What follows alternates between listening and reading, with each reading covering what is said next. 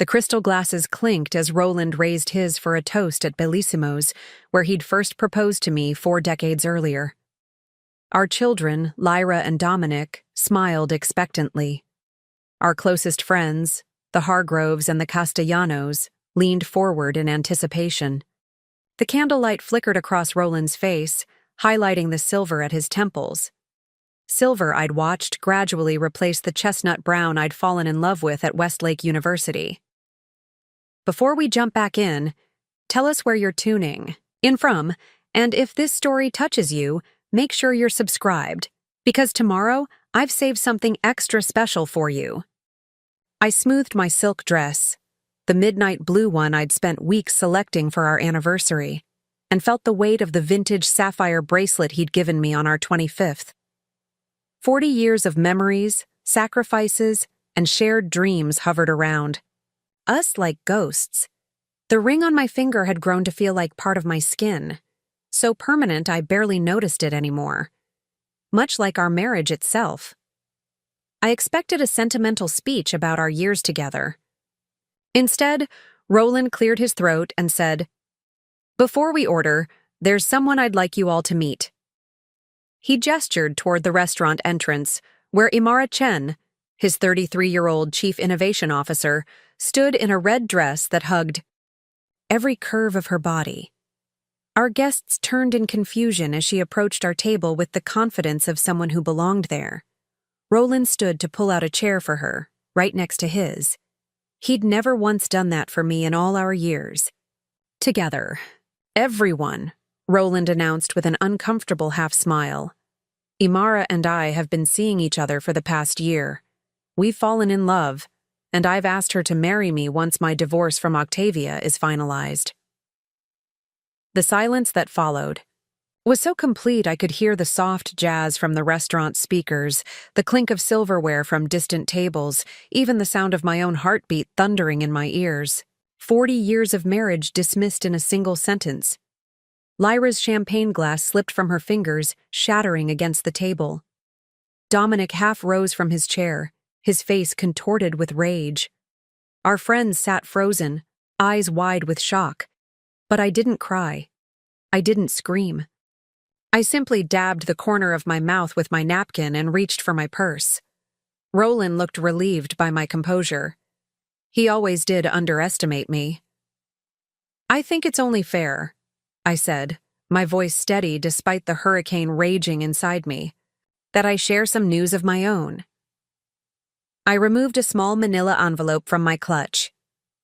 "As of 9 a.m. this morning, I am the majority shareholder and new chief executive officer of Blackridge Enterprises." Roland's smug smile vanished. The blood drained from his face so quickly I thought he might faint. "That's not possible," he whispered. I smiled. "Oh, but it is. And we have quite a lot to discuss about the company's future direction." I stood, smoothed my dress, and addressed our stunned audience. "I apologize for cutting our celebration short, but I have an early meeting tomorrow with the board. Dinner is on me. Please, enjoy yourselves." Before I walked away from the table that had been meant to celebrate 4 decades of partnership, I leaned down and whispered in Roland's ear, "You really should have paid more attention to who was actually running your company all these years.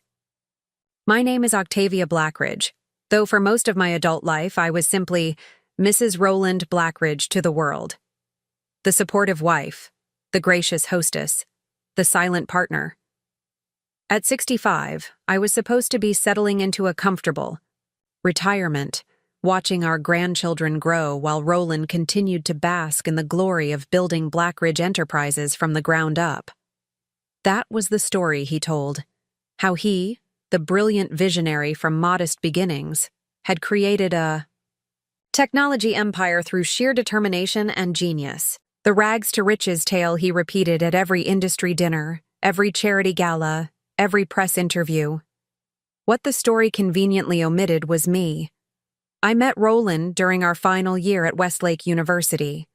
I was completing my double major in computer engineering and business with honors, already being courted by 3 major tech firms. He was charming, ambitious, and struggling to complete his marketing degree. We fell in love over late-night study sessions where I tutored him through his final exams. After graduation, I accepted a position at Horizon Technologies, my dream job with a promising career path. Roland struggled to find work, bouncing between entry-level sales positions. 6 months later, he came to me with an idea for a software company but no technical knowledge to build it. I spent weekends and evenings coding the prototype while maintaining my day job.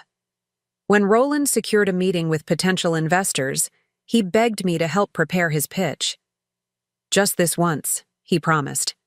"Once we get the seed funding, we'll hire a proper development team, and you can go back to your career." Believing in him, in us, I took 2 weeks of vacation to perfect the prototype and presentation. The investors loved it. They offered $750,000 in seed funding, with one condition: Roland needed a technical co-founder who understood the product. That night, over champagne, he proposed both marriage and partnership. "We'll build this together," he promised, eyes shining with excitement. "Your brilliance and my business sense will be unstoppable." 3 months later, we were married in a small ceremony at Celestial Gardens. I resigned from Horizon to work full-time on our startup, which we named Blackridge Enterprises, after Roland's grandfather who had instilled his entrepreneurial spirit. The early years were exhilarating. We worked 18-hour days in a converted warehouse in the industrial district of Meridian City. I led product development while Roland handled sales and marketing. When investors visited, we presented as all equal partners. Behind closed doors, we celebrated each milestone together, dreaming of the empire we would build. Our first major product, SecureNet, revolutionized network security for small businesses. The industry took notice. Tech magazines wanted interviews. Roland suggested he handle media relations since my time was better spent on development. "Besides," he added with a wink, "you hate the spotlight." It was true. I preferred coding to cameras. So I agreed, not realizing this small decision would set a pattern for the next 4 decades. Our second year brought 2 major changes: our first round of significant funding and my pregnancy with Lyra. As my due date approached, Roland hired a junior developer to temporarily assist with my workload. Xavier Thornfield was fresh out of college, talented but inexperienced. "Just until you're back on your feet," Roland assured me. "You can manage from home part-time while caring for the baby." Managing remotely proved challenging in the days before sophisticated collaboration tools. Xavier needed constant guidance, which I provided via late-night phone calls while nursing Lyra. Roland began taking Xavier to investor meetings to give the technical perspective while I recovered. By the time Lyra was 6 months old, I noticed a subtle shift. Industry publications referred to Roland Blackridge and his team, rather than the Blackridges. When I mentioned it, Roland dismissed my concerns. "It's just easier for branding, darling. Everyone knows we're partners." I returned to the office to find Xavier sitting at my desk, now titled Lead Developer. Roland had moved my workspace to a smaller office to accommodate my need for privacy as a new mother. The arrangement was presented as temporary, but it normalized a new hierarchy. Roland and Xavier became the faces of Blackridge while I worked behind the scenes. 3 years later, Dominic was born.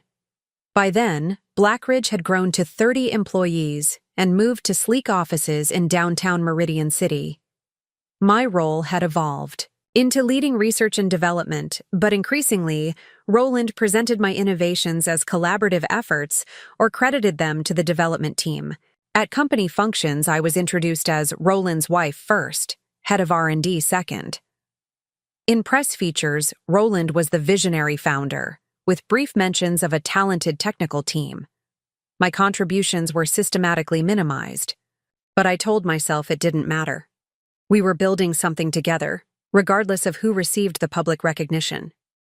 When the children started school, I suggested returning to a more visible leadership role. Roland responded with plans for our first home.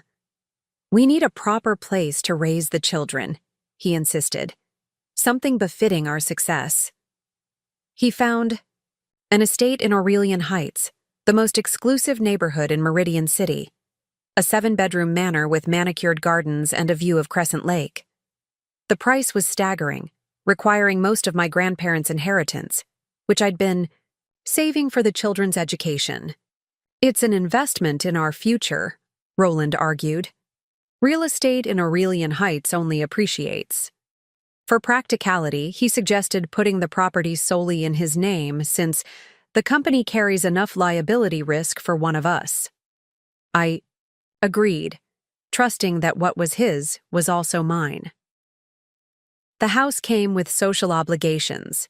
Suddenly, I was expected to host dinner parties for investors, organize charity galas, and manage an extensive household staff. My hours at the office diminished, as my duties as Mrs. Blackridge expanded. Preparing and narrating this story took us a lot of time, so if you are enjoying it, subscribe to our channel. It means a lot to us. Now back to the story. Meanwhile, Blackridge Enterprises continued to grow. We acquired smaller competitors, expanded internationally, and developed new product lines, many based on concepts I'd originated. For our 15th anniversary, Roland surprised me with a vacation to the Celestial Islands. On our private villa's balcony, overlooking turquoise waters, he presented me with a diamond tennis bracelet. "You deserve this and so much more," he said, kissing my hand. "I couldn't have built Blackridge without you." Those moments sustained me, the private acknowledgments of my value, even as my public role diminished. I told myself they were enough. As the children grew, I channeled my technical passions into their education. Lyra inherited my aptitude for mathematics, while Dominic showed remarkable creativity with digital design. I taught them programming before they were teenagers, building home projects that kept my skills sharp. By our 25th anniversary, Blackridge Enterprises had become Blackridge Technologies, a publicly traded company with over 5,000 employees globally. Roland's net worth was estimated at $340 million. Note the phrasing, Roland's net worth, not ours, despite the fact that I owned 22% of the company's shares to his 30%. The press called him a self-made tech mogul. Profiles in business magazines detailed his singular vision and revolutionary approach. When occasionally asked about me, he would smile and say, "Octavia is the wind beneath my wings. She keeps our home life running smoothly so I can focus on business." I had become invisible, a footnote in my own life story. The pivotal moment came during the development of Nexus, our most ambitious platform to date. The project was struggling. The architecture couldn't handle the scalability requirements. Late one night, after everyone had left the office, I returned to my roots, spending 14 straight hours coding. I restructured the entire framework, solving problems that had stumped our development team for months. When the solution worked, I called Roland, exhilarated. He rushed to the office, marveling at what I'd accomplished. "This is brilliant, Octavia. You've saved the project." The next morning, I arrived to find Roland in a meeting with the executive team, presenting my solution. "I had a breakthrough last night," he told them, walking through the architecture I'd designed as if it were his own. Something broke inside me. Not dramatically. There was no confrontation, no outburst, just a quiet realization that I had allowed myself to be erased. After the meeting, I approached Roland privately. "That was my solution, Roland. My code, my architecture." He had the grace to look momentarily ashamed before his expression shifted to defensive irritation. "We're a team, Octavia. Everything. We do benefits, both of us. Does it really matter who gets credit in an internal meeting?" "It matters to me." "Don't be petty," he said, checking his watch. "I have investors waiting. We'll discuss this later." We never did. From that day forward, I began documenting everything. Every line of code I wrote, every solution I developed, Every strategy I suggested. I created private repositories and secure cloud storage outside the company network. I wasn't planning anything specific. I was simply creating a record of my existence, my contributions, my value. I also began attending shareholder meetings, reviewing financial reports, and studying the legal structure of Blackridge Technologies. Roland found my sudden interest amusing. "Finally taking an interest in the business side, darling? After all these years?"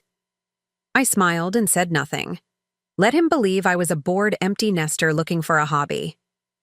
3 years ago, I noticed something concerning in the quarterly reports, inconsistencies in the research and development expenditures. Tracing the discrepancies required careful investigation, but eventually I discovered Roland had created a separate company, Phoenix Innovations, registered in the Cayman Islands. He was funneling Blackridge intellectual property, much of it my work, through this entity, licensing it back to Blackridge at inflated rates. The scheme allowed him to extract millions from Blackridge while maintaining plausible deniability. Most of the board were his longtime friends who asked few questions. The arrangement wasn't technically illegal due to clever legal structuring, but it violated the spirit of his fiduciary duty to shareholders. More personally, it violated his duty to me. I kept this discovery to myself, continuing my investigation. I learned that Phoenix Innovations had been established around the same time Roland hired Imara Chen as Chief Innovation Officer, a position created specifically for her, bypassing normal hiring protocols. Their affair had likely been going on for years, not the single year he claimed at our anniversary dinner. Rather than confronting him immediately, I consulted Sofia Mendez, an old university friend who had become one of the country's top corporate attorneys. Without disclosing specifics, I outlined the situation and asked for her advice.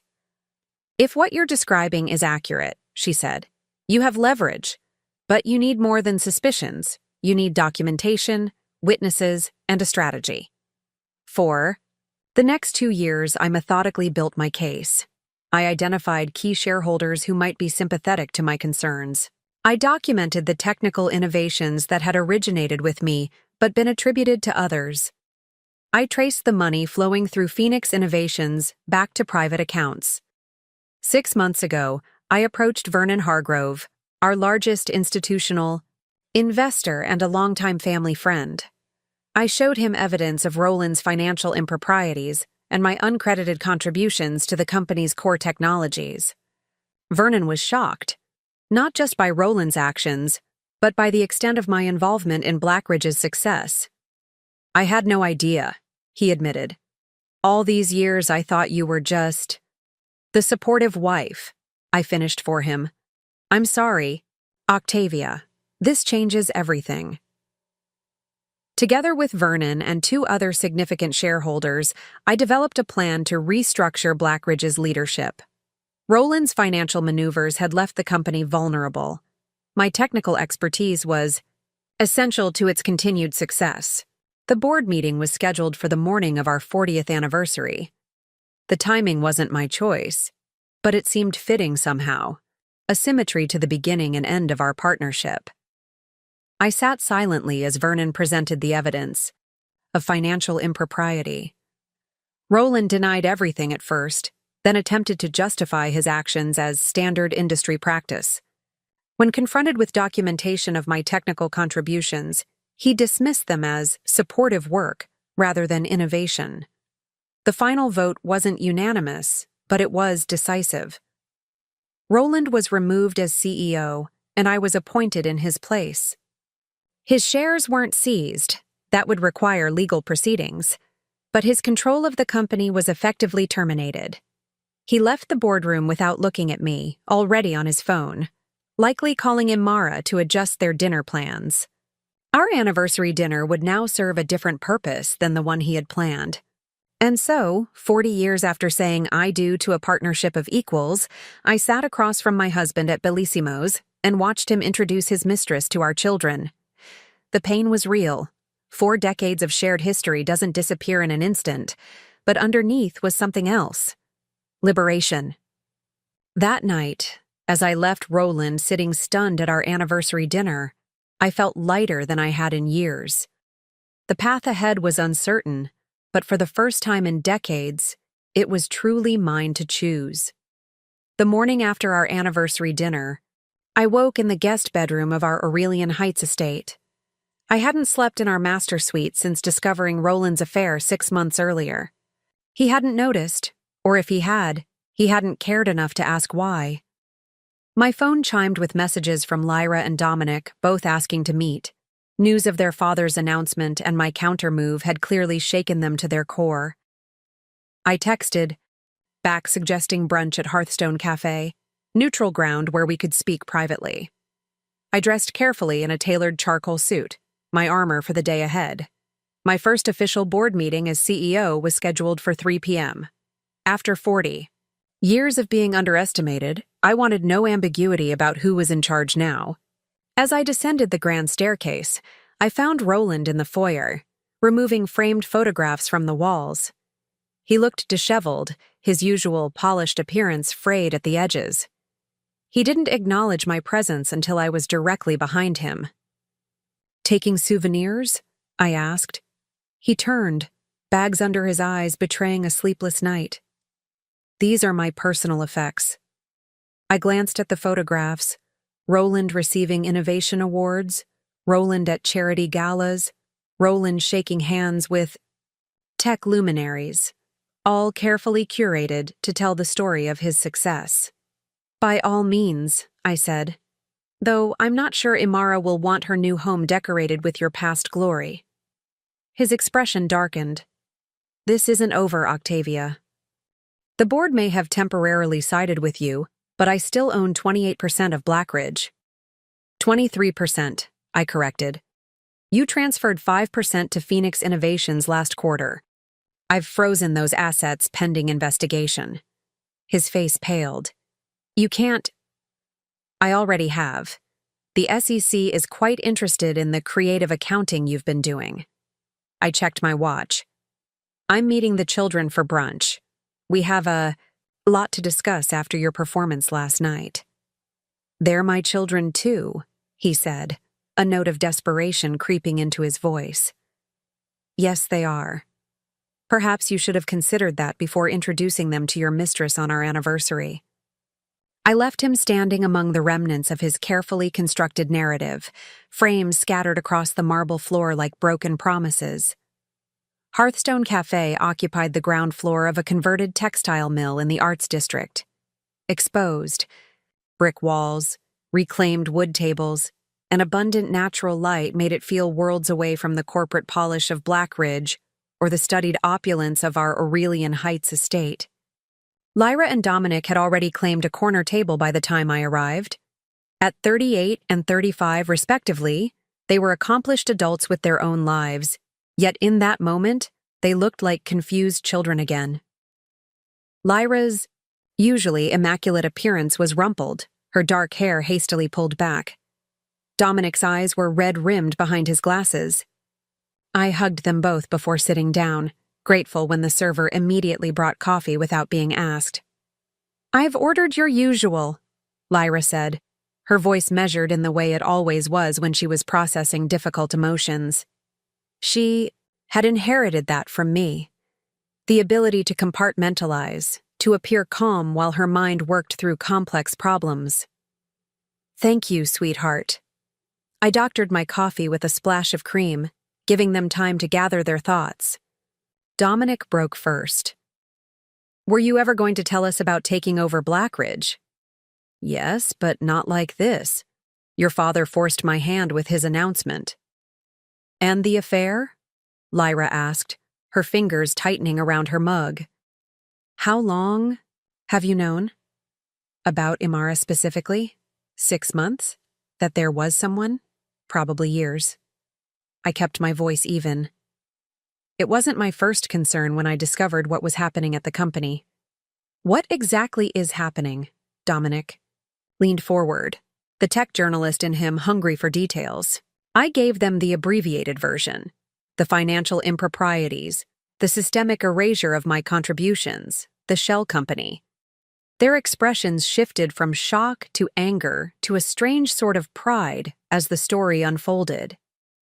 "I always wondered why you stayed in the background," Lyra said softly. "Growing up, I thought it was because you weren't interested in the business. That's what your father wanted everyone to think, including me, eventually." "But you built Blackridge together," Dominic said. "The early code for SecureNet, that was yours, wasn't it? You taught me basic programming using those same principles." "Yes, and DeepShield, NetVault, and most of the Nexus architecture." I smiled wryly. "Though you won't find my name on any of the patents." "That's why you insisted I register my software designs in my own name, even when I was just starting out," Lyra realized. "You didn't want me to make the same mistake. I wanted you both to own your accomplishments, to never let anyone, partner, boss, or colleague, diminish your contributions." The server brought our food: avocado toast for Lyra, a veggie hash for Dominic, and a simple omelet for me. We ate in silence for a few minutes, each processing the seismic shift in our family narrative. "What happens now?" Dominic finally asked. "With the company? With you and Dad?" "The company will continue operating. I'll be overseeing a full audit and restructuring some departments. As for your father and me," I set down my fork. "After 40 years, I think it's time to admit this marriage has run its course." "He'll fight you on this," Lyra warned. "Dad doesn't lose gracefully." "I'm counting on it," I replied. "In fact, I'm prepared for it." After brunch, I hugged my children goodbye with promises to keep them updated. I watched them walk away, arm in arm, and felt a profound relief. They knew the truth now, not just about their father's affair, but about my role in creating the company that had defined our family. Whatever happened next, that recognition couldn't be taken away. My driver, Ellis, waited patiently in the town car. "To the office, Mrs. Blackridge?" "Yes, please. And Ellis. From now on, please call me Ms. Thorne." Taking back my maiden name was a small act of reclamation, but it felt significant. The first of many steps toward redefining myself outside of Roland's shadow. The Blackridge Technologies headquarters occupied a gleaming 30-story tower in downtown Meridian City. The building itself had been my design project 10 years earlier when we outgrew our previous space. I'd worked closely with the architects to create an environment that balanced innovation with sustainability, insisting on rooftop gardens, natural light, and collaborative spaces long before they became industry standards. As the elevator ascended to the executive floor, I reflected on how rarely I'd visited in recent years. Roland had gradually pushed me to the periphery, suggesting my presence confused the reporting structure. I'd allowed it, focusing instead on R&D projects I could manage remotely. The executive suite had been redecorated since my last visit, all cool grays and blues with minimalist furniture. Roland's aesthetics, not mine. His office dominated the corner position with floor-to-ceiling windows overlooking the city and the lake beyond.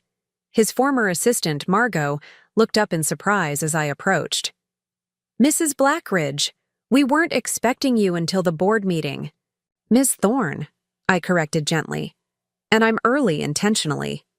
I'd like to review some files before the meeting." Confusion flickered across her face. "Of course. Should I show you to the visitors' conference room?" "No, I'll be using the CEO's office." Her eyes widened. "But Mr. Blackridge is no longer CEO, I am." I softened my tone. "You'll receive the official announcement shortly, but the board voted on the change yesterday." Margot's professional composure reasserted itself almost immediately. "I understand. Would you like coffee while you settle in?" "Please. And Margot? I'd like you to stay on as my assistant if you're willing. Your institutional knowledge would be invaluable during this transition." Relief washed over her features. "Thank you, Ms. Thorne. I'd be happy to continue in the role." Roland's, now, my office was a shrine to his ego.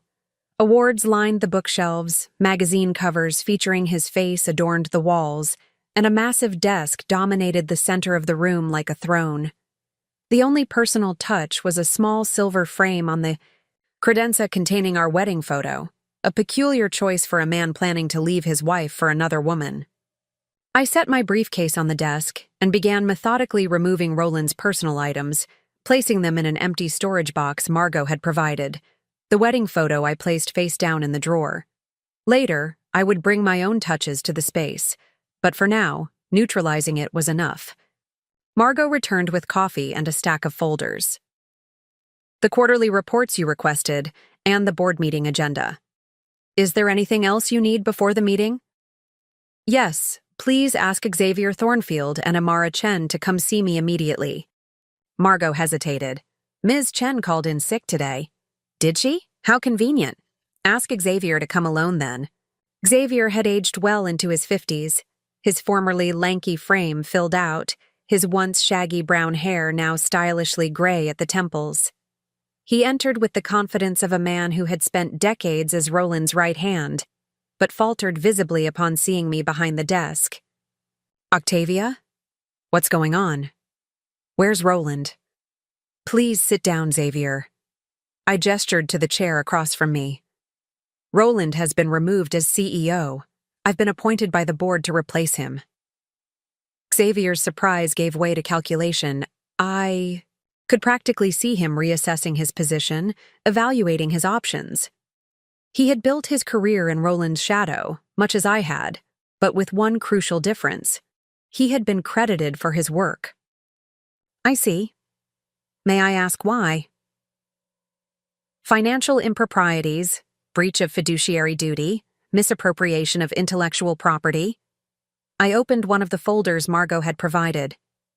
And systemic erasure of my contributions to this company's success.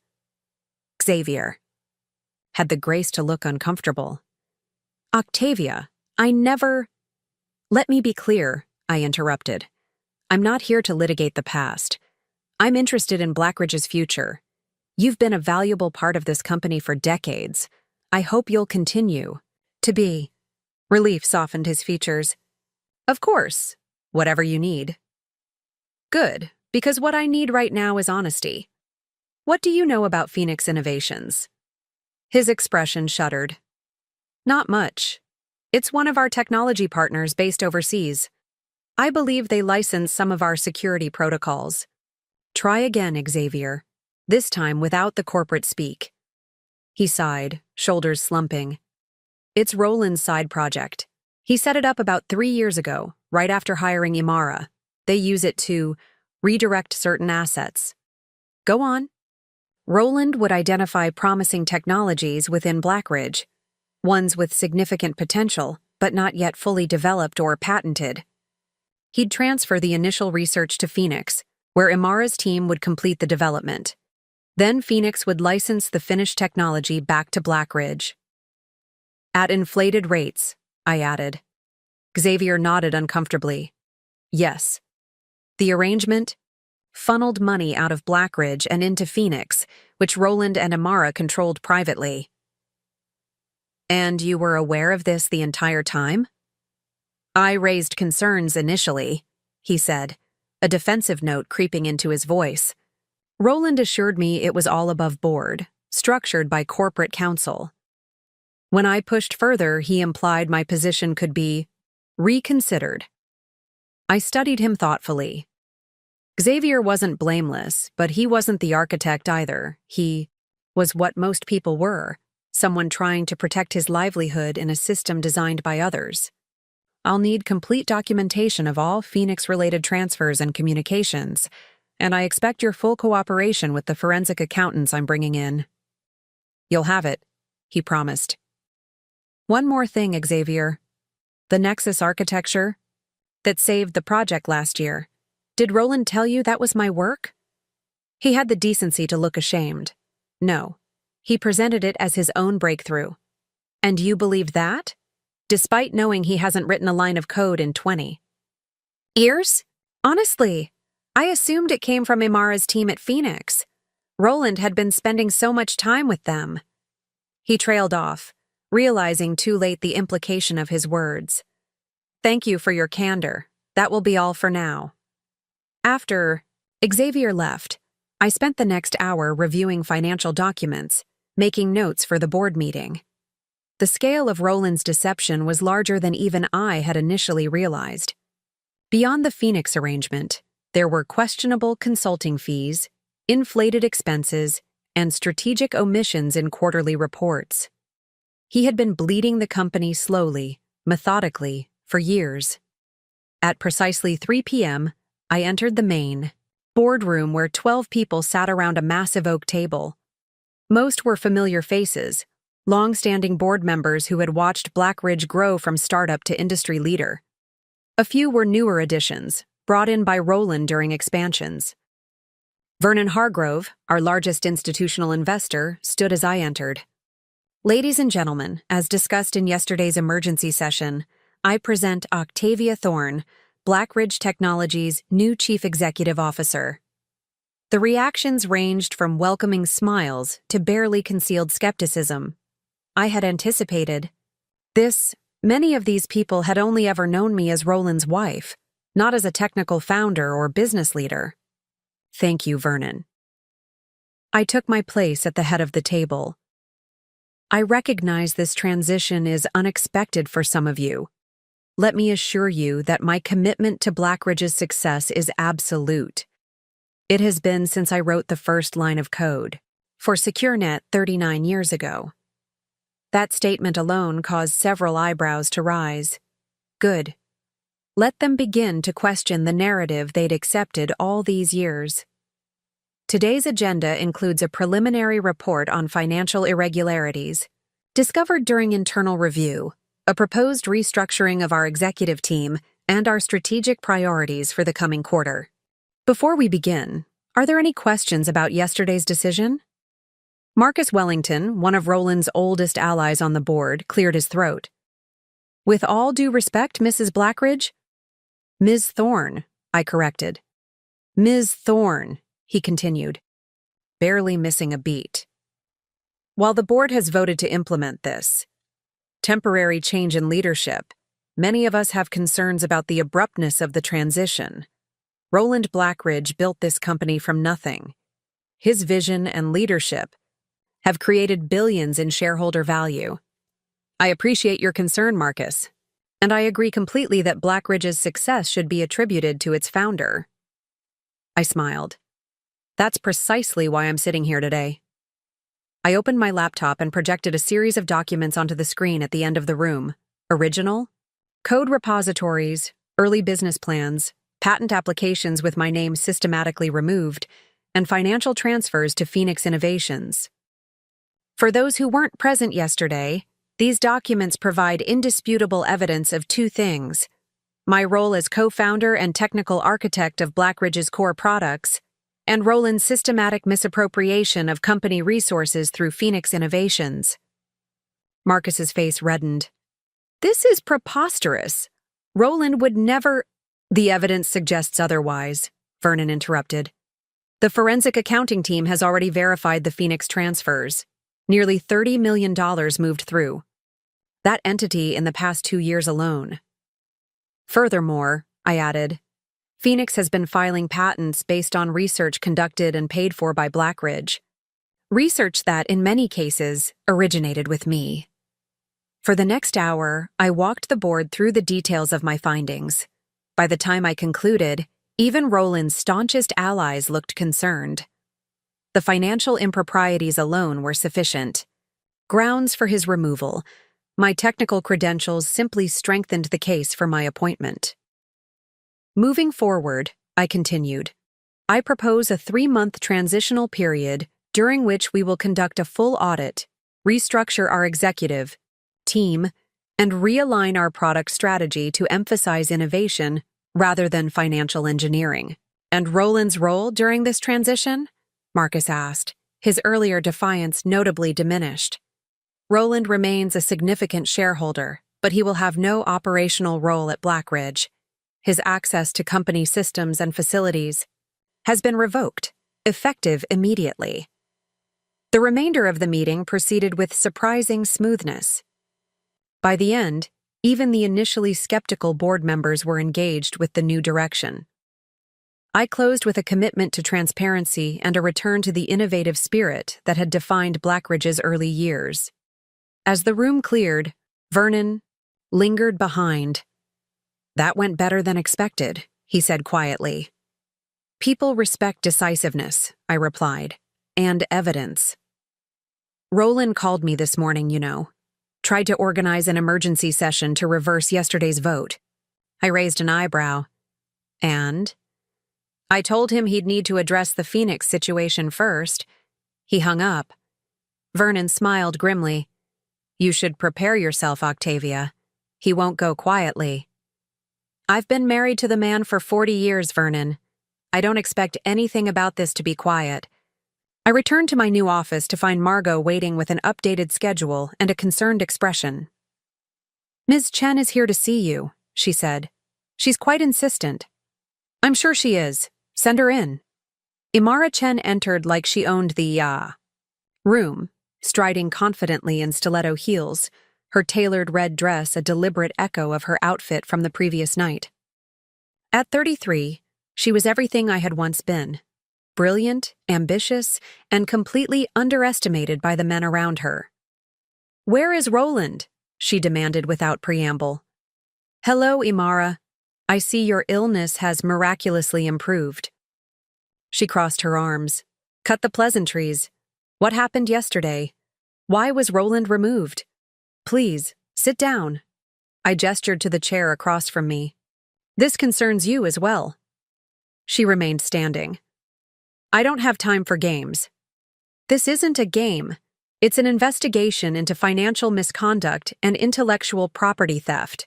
Specifically, the activities of Phoenix Innovations, a company where you serve as Chief Technology Officer while simultaneously employed by Blackridge." Her composure wavered slightly. "There's no conflict of interest. Roland approved the arrangement." "Roland didn't have the authority to approve that arrangement, particularly not without board disclosure. And the systematic transfer of Blackridge intellectual property to Phoenix constitutes theft, regardless of who authorized it." "That's absurd. Phoenix developed that technology independently." "Did it? Or did you build on research conducted here, paid for by Blackridge?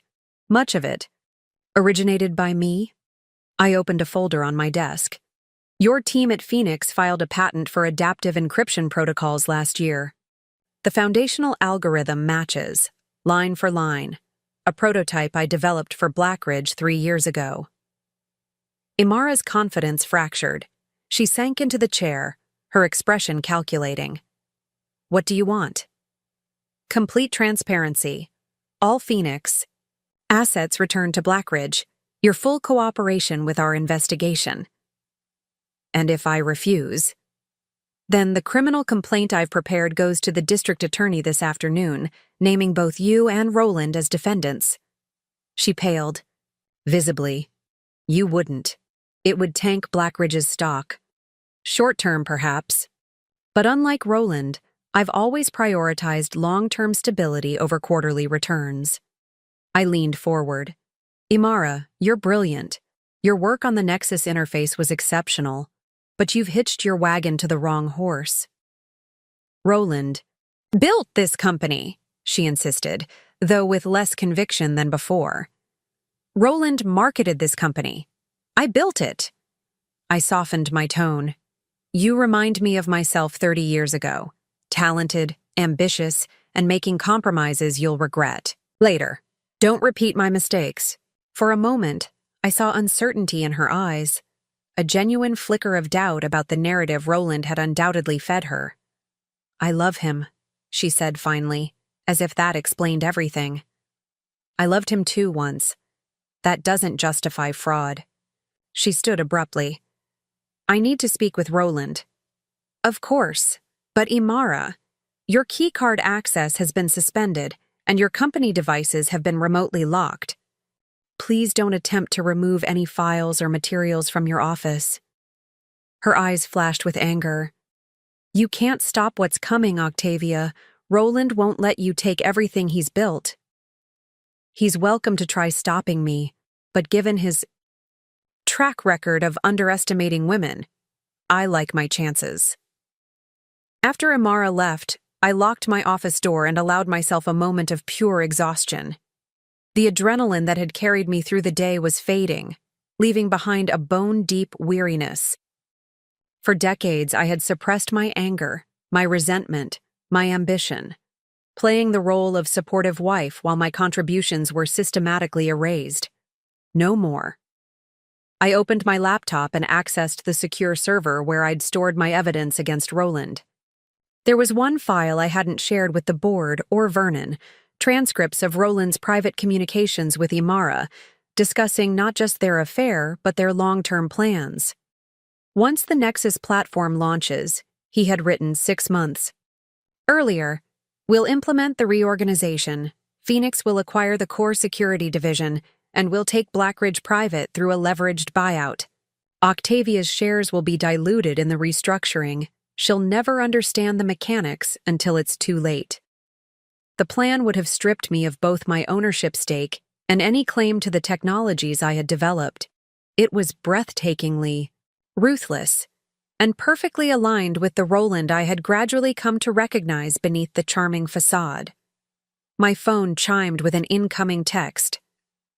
I expected Lyra or Dominic checking in after our brunch, but instead found a message from Roland. We need to talk. Dinner at La Maison, 8 p.m. La Maison was the most exclusive restaurant in Meridian City, a place where privacy was guaranteed and conversations remained confidential. It was also where Roland had taken me to celebrate Blackridge's IPO 15 years earlier. I considered declining, then reconsidered. Whatever Roland planned to propose, it would be valuable to hear it directly. Knowledge was power, and I had surrendered my power for far too long. I'll be there, I replied. I spent the remainder of the afternoon in meetings with Blackridge's legal counsel and security team, implementing the first phase of my transition plan. By 7:30 p.m., I had done everything possible to secure my position and protect the company's assets from whatever countermoves Roland might attempt. As Ellis drove me to La Maison, I gazed out at the city lights reflected in Crescent Lake.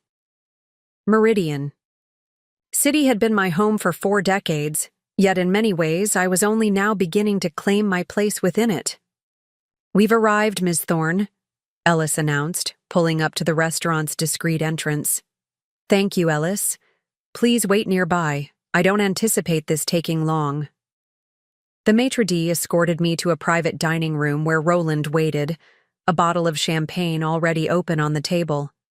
He had changed into a fresh suit, Italian, impeccably tailored, and his hair was freshly trimmed. He rose as I entered, his expression carefully neutral. Octavia, thank you for coming. I took the seat across from him, declining his attempt to help with my chair. Let's skip the pleasantries, Roland. Why am I here? He poured champagne into 2 flutes. To discuss a reasonable resolution to this misunderstanding. There's no misunderstanding. You committed fraud. I discovered it. The board removed you. Those are facts, not interpretations. Facts can be contextual, he countered, pushing a champagne flute toward me. What looks improper from one angle might be innovative strategy from another. I left the champagne untouched. Is that what you're calling the systematic theft of my intellectual property? Innovative strategy? His smile tightened. Your intellectual property? Octavia, everything created during our marriage is community property. Everything developed at Blackridge belongs to the company. Where I remain Chief Technology Officer, regardless of how thoroughly you tried to erase that fact. No one erased anything. You chose to step back from day-to-day operations to focus on our family. That was your decision. The audacity of his revisionist history would have enraged me once. Now it merely confirmed the righteousness of my actions. What do you want, Roland? He leaned forward, his voice dropping to the persuasive murmur. he had used for decades to close deals and manage difficult situations. A dignified transition. I return as Chairman Emeritus. You maintain the CEO title. We present a united front to the market while negotiating a fair division of assets in private. And Phoenix Innovations becomes a proper subsidiary of Blackridge, with appropriate compensation for its independent development work. I studied him thoughtfully. In his mind, this was a reasonable compromise, a face-saving measure that would preserve his public reputation while allowing him to salvage some of his schemes. And Imara? His expression hardened. My personal life is not relevant to this discussion. Your personal life became relevant when you announced your affair at our anniversary dinner. Or was that part of your innovative strategy as well? That was poorly timed, he admitted. I apologize for the public nature of the disclosure. But not for the affair itself. He sighed with practiced weariness. Octavia, be realistic. Our marriage has been a business arrangement for years. We both know that. No, Roland, that's what you transformed it into, not what I agreed to. He switched tactics, his voice softening. 40 years together counts for something, doesn't it? Whatever our differences, we built Blackridge as a team. Let's not destroy that legacy with public acrimony. For a moment, I glimpsed the Roland I had fallen in love with all those years ago. Charismatic, visionary, capable of making anyone feel like the center of his universe. But it was only a performance, a calculated appeal to sentiment in service of his objectives. You're right about one thing, I said finally. 40 years does count for something. It counts for 4 decades of systematic erasure, financial exploitation, and breathtaking disrespect. I pushed back from the table and stood. There will be no dignified transition, Roland. No emeritus position, no united front. You're out, and I'm in. The company will move forward under my leadership, and your legacy will be whatever you can salvage from the wreckage of your choices. His facade cracked, revealing the anger beneath. You think you can run Blackridge without me? The market will punish you. Clients trust my relationships, not yours. Perhaps, but they'll trust the technology more, especially when they learn who actually created it. This isn't over, he warned, rising to face me. I still own 28% of Blackridge. 23%, I corrected again, and diminishing daily as the evidence of your malfeasance mounts. I turned to leave, but his voice stopped me at the door. We could have had everything, Octavia. If you'd just played your role, we would both have won. I looked back at him one last time. This man I had loved and supported for 4 decades, now revealed as a stranger. That's the difference between us, Roland. I never saw our marriage or our company as a game to be won. I saw it as a partnership to be honored. As I walked out of La Maison, I felt an unexpected lightness. Roland would fight, of course. He would use every resource, every connection, every manipulation in his considerable arsenal. But for the first time in 40 years, I was facing him as an equal, not as the silent partner he had relegated to the shadows, but as the technical genius and business leader I had always been. Whatever came next, I would face it on my own terms, and that, after decades of compromise, was victory enough. The first week of my tenure as CEO unfolded with the frenetic intensity of a startup launch. I arrived at the office each morning before sunrise and left well after the cleaning crew had finished their rounds. The magnitude of Roland's deception became clearer with each passing day as our forensic accountants uncovered layer upon layer of financial manipulation. Beyond the Phoenix Innovation scheme, Roland had created a labyrinth of shell companies, consulting agreements, and offshore accounts designed to siphon Blackridge resources while maintaining plausible deniability. The complexity suggested long-term planning and a flagrant disregard for his fiduciary responsibilities. On Thursday morning, Josephine Barrett, my corporate attorney, requested an urgent meeting. She arrived carrying a sealed manila envelope, her expression unusually grave. "The Phoenix servers have been wiped," she announced without preamble. "Sometime between midnight and 4 a.m. Whoever did it knew exactly what they were doing. They targeted specific repositories containing proprietary code and left everything else intact to delay discovery." I set down my coffee slowly. "Can we recover the data?" "Our tech team is working on it, but preliminary assessment isn't promising." The deletions were methodical and followed by multiple overwrite passes. "Roland," I said, the name itself now tasting bitter on my tongue. "Almost. Certainly. Or someone acting on his instructions. We've already notified law enforcement and secured an emergency injunction freezing all Phoenix assets." Josephine hesitated, then added, "There's more. We've identified unusual trading patterns in Blackridge stock over the past 3 days. Someone's accumulating shares through multiple smaller investment vehicles." "Roland again?" "Possibly, though the pattern suggests institutional backing. The volumes are significant, nearly 3% of outstanding shares." I calculated quickly. Combined with his existing stake, that would put him dangerously close to a controlling interest. "Exactly. I've alerted the SEC, but they move slowly. In the meantime, we need to consider a poison pill to prevent a hostile takeover. Draft the proposal. I'll call an emergency board meeting for tomorrow morning." After Josephine left, I sat at my desk, staring at the city skyline beyond my window. Roland's counterattack was more aggressive than I had anticipated. He wasn't just fighting to save face or retrieve his position. He was attempting to seize control of the company, by any means necessary. My intercom buzzed. "Ms. Thorne? Xavier Thornfield is here. He says it's urgent." "Send him in." Xavier entered looking distinctly uncomfortable, a manila folder clutched tightly in his hands. "I found something you need to see." He placed the folder on my desk and opened it to reveal printouts of emails and technical specifications. These are from 3 years ago, when Roland first established Phoenix. I was cleaning out some old files and found hard copies I'd kept as insurance. I glanced through the documents, my pulse quickening. These show direct transfers of Blackridge proprietary code to Phoenix servers.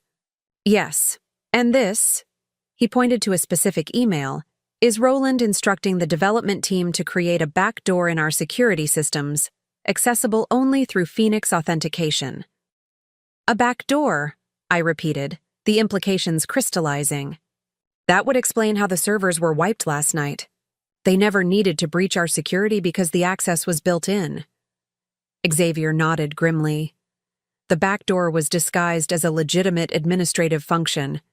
I raised concerns when I discovered it, but Roland insisted it was necessary for emergency system access. "Why are you showing me this now, Xavier? You've had these documents for years." He met my gaze directly for perhaps the first time since I'd known him. "Because I was wrong. I compromised my professional ethics to protect my position, and in doing so became complicit in Roland's schemes. I can't undo that, but I can help make it right." I studied him thoughtfully. People were rarely purely villains or heroes. Most existed in the gray space between, making flawed choices for complex reasons. Xavier had benefited from Roland's favoritism, certainly, but he hadn't architected the deception. "Thank you for your honesty. I'll need your help closing this backdoor immediately and assessing what other vulnerabilities might exist." "Of course. I've already assembled a security team. We'll work through the night if necessary." As Xavier turned to leave, I added, "And Xavier, your position at Blackridge is secure, provided this level of transparency continues." Relief flooded his features. "Thank you, Octavia. It will." The remainder of the day passed in a flurry of meetings, security briefings, legal consultations, and preparation for the emergency board session. By evening, we had secured our most critical systems and begun the process of rebuilding what had been lost in the Phoenix server wipe.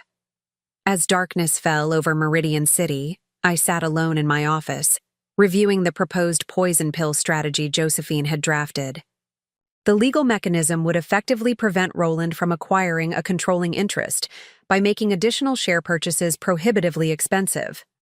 My phone chimed with an incoming message, not from my children or my legal team, but from Imara Chen. "We need to talk, not at the office. The Onyx Lounge, 9 p.m. tonight. Come alone." I considered ignoring the message. Imara had made her allegiance to Roland abundantly clear, and meeting her away from the protection of Blackridge security presented obvious risks. Yet curiosity won out. What could she possibly want to discuss that couldn't be said at the office? I texted Ellis to bring the car around, then notified Josephine of my plans. "Have security track my phone location," I added as a precaution. "If I don't check in by 10 p.m., contact me immediately." The Onyx Lounge occupied the 13th floor of the Obsidian Hotel, offering panoramic views of Crescent Lake and the city beyond. The space was deliberately intimate, low lighting, plush seating arranged in discrete clusters, and ambient music just loud enough to ensure privacy without hindering conversation. Imara waited at a corner table, nursing a glass of red wine. She wore a simple black dress rather than her usual power suits, her usual confident demeanor subdued. She didn't rise as I approached, merely gesturing to the empty chair across from her. "Thank you for coming," she said, her voice curiously flat. "You said we needed to talk." I signaled a server and ordered sparkling water. "I'm listening." Imara took a long sip of her wine before responding. "I'm leaving Roland." Of all the things I had expected her to say, this ranked near the bottom. "And you felt I needed this information because I'm also leaving Phoenix Innovations, effective immediately." My guard remained firmly in place. "Again, why tell me this?" "Because I have information about what Roland is planning, and because—" She hesitated, tension visible in the set of her shoulders. "I need to make things right." The server returned with my water. I waited until he had retreated before responding. "What exactly are you offering, Imara?" "Everything. Access to the Phoenix backup servers that weren't affected by the wipe. Documentation of all transferred intellectual property. Evidence of Roland's communications with institutional investors who are helping him accumulate Blackridge shares." "Why would you betray him now, after everything you've invested in your relationship?" Imara's composure cracked, just slightly. "Because yesterday, I found out I wasn't the first, or even the second. There have been others, all young, ambitious women he mentored professionally while pursuing personally. He discarded each one when they became inconvenient or stopped being useful." "And you believe you're different?" "I thought I was." She laughed bitterly. "Do you know what he told me when we started seeing each other? That you two had a marriage of convenience. That you had grown apart decades ago but stayed together for appearances. That you had your own separate life and relationships." I couldn't help but laugh at the audacity of Roland's lies. "While I was raising our children and supporting his career, he told you I was living some secret separate life?" "I believed him because I wanted to," she admitted. "It was easier than acknowledging I was helping destroy a 40-year marriage." "What changed?" Imara reached into her purse and removed a folded document, sliding it across the table. "Last week, after your confrontation in your office, I went to Roland for reassurance. He was agitated, drinking heavily. He left his phone unlocked when he went to shower. I unfolded the paper to find printouts of text messages between Roland and someone named Elise. His new assistant," Imara explained, her voice tight with controlled emotion. 26 years old. He's been seeing her for 3 months, even while planning our engagement announcement. The messages were explicitly romantic, interspersed with discussions of Imara's eventual role at Phoenix once the Blackridge situation was resolved. Roland described her as temporary but useful, given her technical skills and board connections. I felt a surprising wave of compassion for the woman across from me. Imara had been both accomplice and victim in Roland's machinations, manipulated by the same man who had spent decades doing the same to me, albeit in different ways. These messages are illuminating, but hardly actionable from a business perspective, I said, carefully neutral. They're just to establish my credibility. The real evidence is here. She produced a small flash drive. Complete backups of the Phoenix servers, including the original Blackridge code with my modifications. Emails between Roland and the investment consortium he's assembled for the takeover attempt. And recordings of conversations where he explicitly discussed using the backdoor to compromise Blackridge systems. I made no move to take the drive. Why didn't you bring this to the authorities? Because I'm implicated in everything on that drive. Using it means incriminating myself. She met my gaze steadily. I'm willing to face those consequences, but I want assurances that my cooperation will be considered during any legal proceedings. I can't make promises on behalf of prosecutors, Imara. No, but your recommendation would carry significant weight. She pushed the drive closer to me. I'm not asking for immunity, just recognition that I'm trying to make this right. I studied her for a long moment, assessing her sincerity. The Imara Chen sitting before me was different from the confident, almost arrogant woman who had confronted me in my office days earlier. This version seemed genuine in her regret, or at least in her anger at Roland's betrayal. If this information proves legitimate and valuable, I will acknowledge your cooperation to the relevant authorities, I said finally, taking the drive. But I make no guarantees beyond that. That's fair. She drained the last of her wine. There's one more thing. You should know. Roland is meeting with the investment consortium tomorrow morning at 7 a.m., the Harrington Club, private dining room. They're finalizing the details of the takeover attempt. How convenient that you're sharing this information the night before. She shrugged, a ghost of her former confidence returning. I needed to be certain of my decision, and I needed insurance against Roland discovering my intentions prematurely. What will you do now? Leave Meridian City, start over somewhere new. A bitter smile played at her lips. Perhaps create something of my own for a change, rather than helping men take credit for women's work. As I stood to leave, Imara added, He never appreciated what he had in you, Octavia. Not as a wife, and certainly not as a brilliant mind. That was his greatest mistake. No, I replied quietly. His greatest mistake was believing that I would continue accepting his deception indefinitely. We all have breaking points, Imara. You've found yours. I found mine.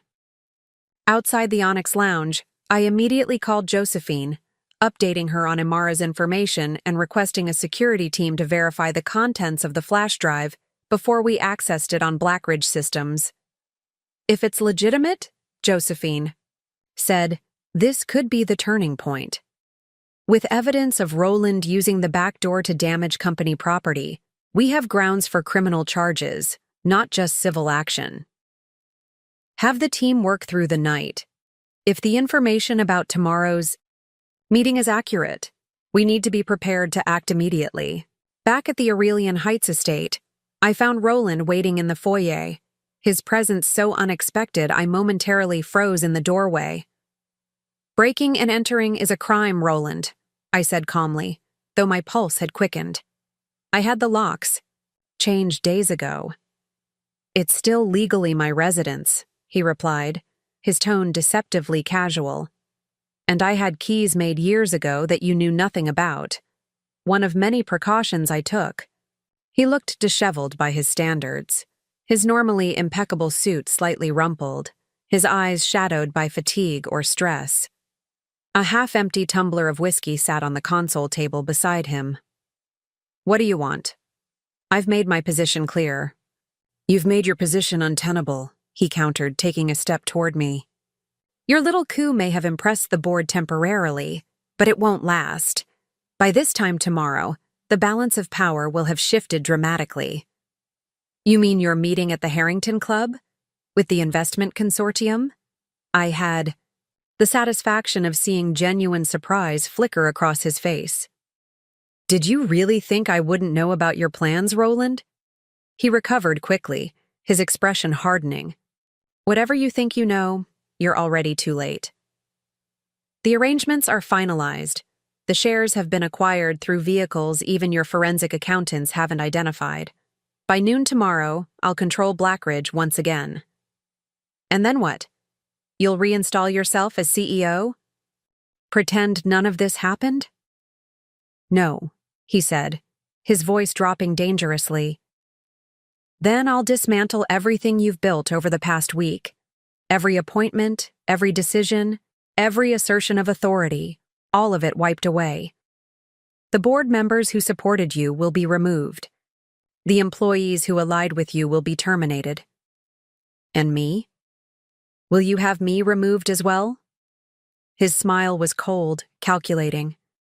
You'll be offered a dignified exit, a generous settlement in exchange for your silence and your shares. The alternative would be less pleasant. Is that a threat, Roland? A reality check. You've had your moment of rebellion, Octavia. It was impressive, truly. But it's time to accept that you've lost. He moved closer, his height allowing him to loom over me in a way he knew I found intimidating. Unless, of course, you'd prefer to negotiate terms now. Just the two of us. I stood my ground, refusing to be backed against the wall as I had so many times throughout our marriage. I have nothing to negotiate, and you have nothing to offer that I would accept. Don't be foolish. I'm offering you a comfortable retirement, financial security, and most importantly, protection from public humiliation when all of this unravels. Protection from public humiliation, I repeated with a bitter laugh. The way you protected me when you announced your engagement to Amara at our anniversary dinner? His expression darkened. That was regrettable timing, but irrelevant to our current situation. Nothing about our marriage has been irrelevant to our current situation, Roland. Every lie, every manipulation, every erasure of my contributions led directly to this moment. Such drama, he scoffed. I gave you a beautiful home, financial security, social standing, everything a woman of your generation could want. What more did you expect? Recognition, respect, basic human decency. I moved toward the security panel near the door. Now, I'm going to ask you once to leave voluntarily. After that, I'll activate the security system and the private security. Team I hired will remove you forcibly. Roland's face flushed with anger. This isn't over, Octavia. Not by a long shot. Tomorrow will take care of itself, I interrupted. Tonight you're trespassing in my home. For a tense moment, I thought he might refuse to leave, or even become physically aggressive. Instead, he drained his whiskey in a single swallow and set the glass down with deliberate care. Enjoy your brief moment of authority, he said quietly. By this time tomorrow, you'll be back exactly where you belong, in my shadow. After he left, I double-checked all doors and windows before activating the enhanced security system I'd had installed days earlier. Despite my outward composure, during our confrontation, my hands trembled slightly as I poured myself a small measure of brandy. Roland's confidence was unsettling. Either he genuinely believed his takeover plan was foolproof, or he was bluffing to undermine my resolve. Neither possibility was comforting. I called Josephine to update her on Roland's unexpected visit.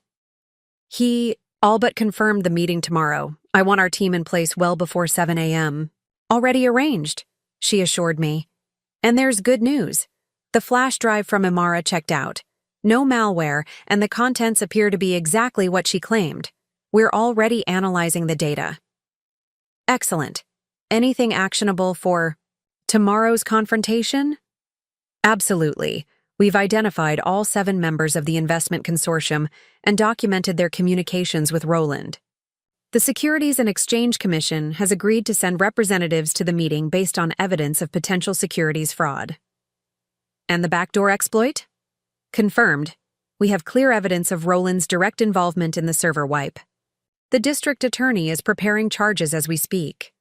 Relief washed over me. So we're ready. More than ready, Josephine replied, a note of satisfaction in her voice. Roland has no idea what's coming. After ending the call, I spent several hours reviewing the material from Imara's flash drive, forwarded securely by our IT team. The evidence was even more damning than I had anticipated. Roland hadn't just crossed ethical lines.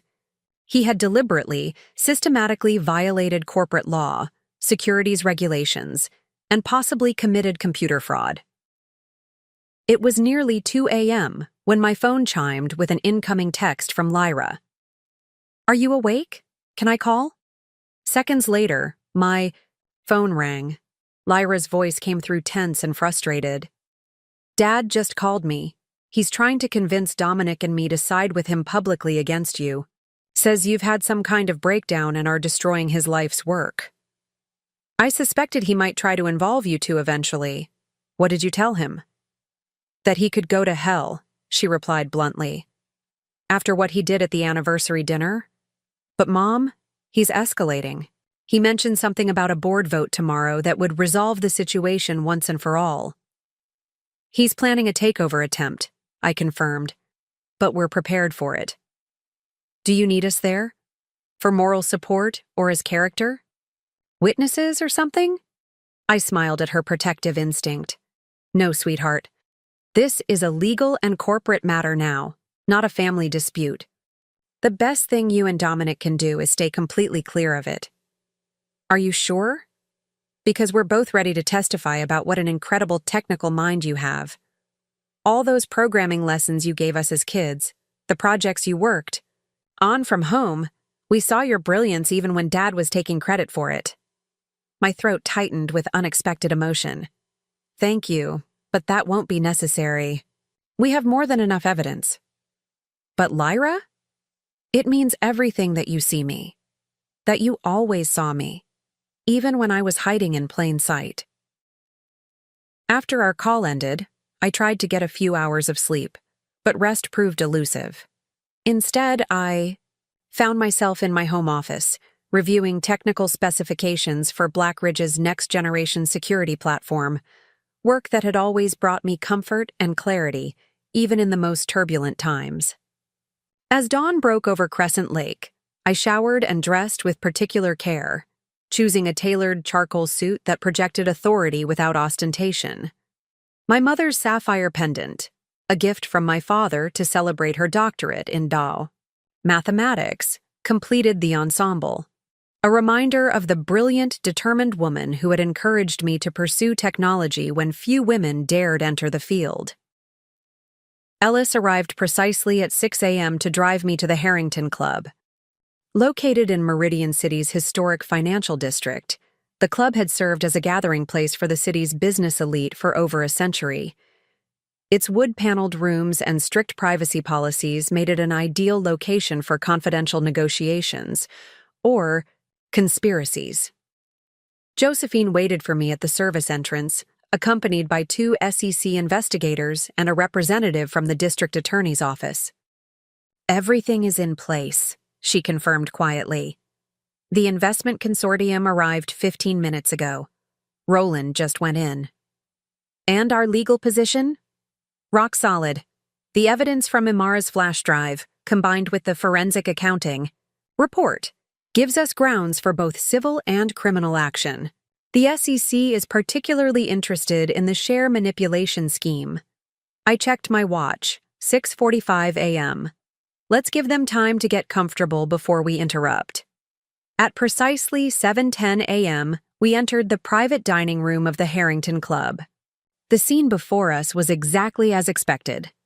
Roland at the head of the table, surrounded by 7 men in expensive suits, the investment consortium that had agreed to help him seize control of Blackridge. The conversation halted abruptly as we entered. Roland's expression shifted from shock to fury in an instant. "What is the meaning of this?" he demanded, half rising from his chair.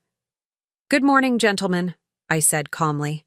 "I apologize for interrupting, but this meeting concerns Blackridge Technologies, where I serve as Chief Executive Officer. It seemed appropriate that I attend." The SEC investigator stepped forward, presenting his credentials. "I'm Agent Carlisle with the Securities and Exchange Commission. We're here investigating potential securities fraud, specifically related to undisclosed share acquisitions and market manipulation." Panic flashed across several faces around the table. One of the investors, Darius Merritt, CEO of Pinnacle Capital, immediately stood. "I was invited to discuss a potential investment opportunity.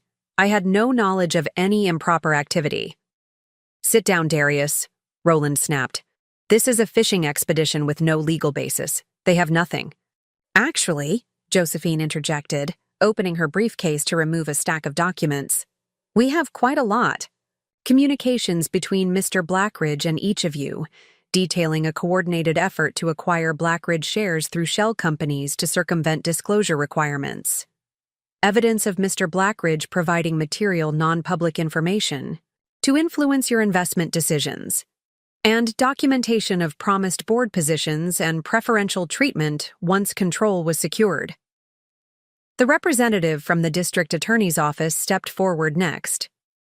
"Additionally, we have evidence of computer fraud, specifically unauthorized access to Blackridge servers resulting in data destruction. This morning, we executed a search warrant at Phoenix Innovations headquarters, where we expect to find further confirmation of these activities." Roland's composure cracked entirely. "This is absurd. A witch hunt orchestrated by a vindictive woman who couldn't accept that our marriage had run its course." I remained perfectly calm, my voice steady. "This has nothing to do with our marriage, Roland.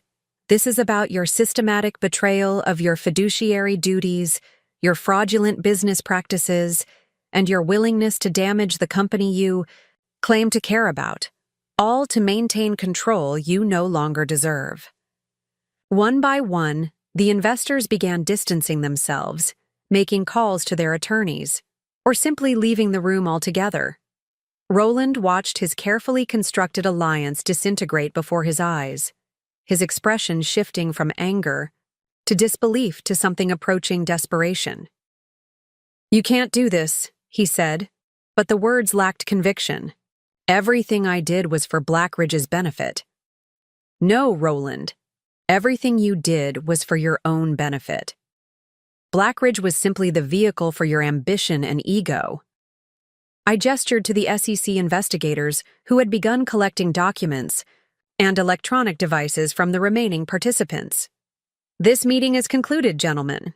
I suggest full cooperation with the authorities." As the room cleared, Roland and I found ourselves momentarily alone, a final private moment in a relationship that had spanned 4 decades. "Why couldn't you just accept your role?" he asked, sounding genuinely bewildered. "We had a good life. Everything was working perfectly until you decided to assert yourself." "That's the problem, Roland.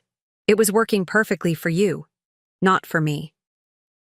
I studied the man I had once loved with my whole heart, now revealed as fundamentally incapable of seeing me as an equal. "Did you ever really see me? Not as a reflection of yourself or a tool for your ambition, but as a person in my own right?" He had no answer. Perhaps there was none to give. I turned to leave, but his voice stopped me at the doorway. "Octavia." His tone had shifted, softening with what might have been genuine emotion. 40 years counts for something. Please, don't let it end like this." For a heartbeat, I wavered. 4 decades of shared history, 2 children, countless memories. All of it hung in the balance against his betrayal and manipulation. "You're right," I said finally. 40 years does count for something. It counts for 40 years too long. I met his gaze one last time. "Goodbye, Roland. As I walked out of the Harrington Club into the bright morning sunshine, I felt an overwhelming sense of closure. The battle wasn't over. There would be legal proceedings, corporate restructuring, and undoubtedly more attempts by Roland to salvage his position and reputation. But the turning point had been reached. The truth had been exposed. And after 40 years of living in Roland's shadow, I had finally emerged into the light of my own making. The aftermath of the Harrington Club confrontation unfolded with startling swiftness. By noon, news of Roland's attempted takeover and subsequent investigation had reached major financial outlets. Blackridge's stock initially plummeted 15% before stabilizing as my communications team released a carefully worded statement outlining the situation and our plans moving forward. The board convened an emergency session that afternoon, unanimously reaffirming my position as CEO and implementing the poison pill strategy to prevent any future takeover attempts. Several of Roland's closest allies on the board submitted their resignations, recognizing their positions had become untenable. "The company will weather this," Vernon assured me after the session concluded. "The fundamentals remain strong, and the market respects decisive action in the face of malfeasance." I appreciated his confidence, but harbored no illusions about the challenges ahead. Corporate scandals cast long shadows, particularly in the technology sector where trust and reputation were paramount. The coming weeks would test Blackridge's resilience, and mine, in ways I could scarcely imagine. 3 days after the confrontation, Roland was formally charged with securities fraud, computer crimes, and wire fraud. The court set his bail at $5 million, which he posted immediately. His mugshot, hair disheveled, expression defiant, appeared on financial news sites alongside headlines recounting his fall from grace. Watching this unfold from my office, I felt no satisfaction, only a profound weariness and an unexpected touch of sorrow for what might have been had Roland chosen a different path. 40 years of shared history couldn't be erased by recent revelations, no matter how damning. My reverie was interrupted by Margot announcing Dominic's arrival. My son entered with his characteristic energy, though concern shadowed his features. "Mom, are you okay? I've been trying to reach you for 2 days." "I'm fine," I assured him. "Just incredibly busy. The transition team is working around the clock to stabilize operations." Dominic dropped into the chair across from my desk, studying me with the perceptive gaze he'd inherited from me. "You look exhausted. When was the last time you slept properly?" "Sleep is a luxury I can't afford at the moment." I gestured to the stacks of reports covering my desk. "Every aspect of the company needs review." Roland's influence was pervasive. That's precisely why you need rest. You can't single-handedly rebuild what took 40 years to construct. He leaned forward, his expression earnest. "Let the executive team handle some of this. That's what they're paid for." I sighed, recognizing the wisdom in his words. The tendency to micromanage, to personally oversee every detail, was a habit, formed through decades of working behind the scenes, ensuring that everything functioned perfectly while Roland claimed the credit.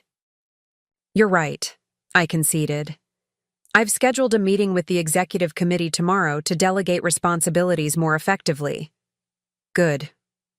Dominic's expression shifted, growing more hesitant. "There's something else. Dad called me this morning." My stomach tightened. What did he want? To apologize, strangely enough. He sounded different, subdued. Dominic shrugged uncomfortably. "He asked me to tell you he wants to meet, to discuss a settlement without dragging things through the courts. His attorneys have already approached Josephine with similar overtures. I'm considering it." I tapped my pen against the desk, weighing my words. "Dominic, regardless of what happens legally, your relationship with your father is separate from all of this. You don't need to choose sides." "Don't I?" A flash of anger crossed his features. "He betrayed you, the company, and our family. How am I supposed to look past that?" With time and perspective, I said gently. Roland made terrible choices, but he's still your father. The man who taught you to sail on Crescent Lake, who stayed up all night helping you build models for science fairs, who celebrated every achievement of yours with genuine pride. And who announced his engagement to another woman at your anniversary. Dinner? Dominic countered bitterly. Yes, all of those things can be true simultaneously. People are complicated, Dominic. Even the ones who hurt us most. He studied me curiously. How can you be so measured about this? If I were in your position, I'd want to burn everything to the ground. A smile touched my lips. Perhaps I did, initially. But revenge is ultimately unsatisfying. Justice, on the other hand, making things right, restoring balance, that has lasting value. Mom the philosopher, he said with a hint of his usual humor. Next you'll be telling me to forgive and forget. Not at all. Forgiveness is a personal choice, not an obligation, and forgetting would be foolish. I reached across the desk to squeeze his hand. I'm simply suggesting that you leave room for complexity in how you view your father. For your own sake, not his. After Dominic left, I continued working until, well past midnight, finalizing preparation for the next day's executive committee meeting. The forensic accounting team had completed their preliminary assessment, revealing the full extent of Roland's financial manipulations. While legally actionable, pursuing criminal charges would inevitably damage Blackridge's market position and public standing. Balancing justice against pragmatism had never been more challenging. Every option carried significant costs, both personal and professional. I finally returned to the Aurelian Heights estate shortly after 1 a.m., my security detail, trailing discreetly behind. The house felt cavernous and empty, a museum of a life I had outgrown. I resolved to begin looking for a new residence, something that reflected my own taste rather than the opulent showcase Roland had insisted upon. As I prepared for bed, my phone chimed with a text message from an unknown number. Check your email. I see, Imara Chen. I hadn't heard from her since our meeting at the Onyx Lounge. I opened my laptop to find a message with a video attachment. The brief text read, "Thought you should see this before making any decisions about settlements. Recorded 6 months ago during strategy discussions for Phoenix." The video showed Roland in a conference room with several men I recognized as Phoenix investors. Imara was visible at the edge of the frame, taking notes on a tablet. Once the acquisition is complete, Roland was saying, we'll implement a comprehensive restructuring. The Blackridge brand will be maintained for customer continuity, but all significant intellectual property will be transferred to Phoenix Control. And your wife's ownership stake? One of the investors asked. Roland's smile was cold. Octavia's technical expertise is decades out of date. She'll be offered an emeritus position with no operational authority, a graceful exit that preserves appearances while removing any obstacles to our strategy. She might not accept that arrangement, another man observed. She will, Roland replied with absolute confidence. Octavia has spent 40 years accepting whatever role I've assigned her. That's not going to change now. The video continued for several more minutes, detailing plans to systematically dismantle the company I had helped build and redirect its assets to benefit Roland and his investors. The casual arrogance with which they discussed erasing my contributions and manipulating my ownership stake was breathtaking. I closed the laptop, my decision crystallized. There would be no quiet settlement, no discreet resolution that allowed Roland to salvage his reputation. The truth, all of it, needed to be exposed, regardless of the temporary damage to Blackridge's market position. The following morning, I arrived at Blackridge headquarters early to prepare for the executive committee meeting. Margot intercepted me as I stepped off the elevator, her expression concerned. Ms. Thorne, Mr. Blackridge is in reception. He's demanding to see you. I hesitated, weighing the wisdom of confronting Roland without Josephine present. How long has he been waiting? About 20 minutes. Security notified me immediately, but I thought you should make the decision about whether to see him. Thank you, Margot. I'll speak with him briefly in the small conference room. Please alert security to stand by and inform Josephine when she arrives. Roland looked markedly different from the confident, commanding presence he had projected throughout our marriage. His designer suit hung loosely on his frame, and deep lines etched his face, suggesting sleepless nights and mounting pressure.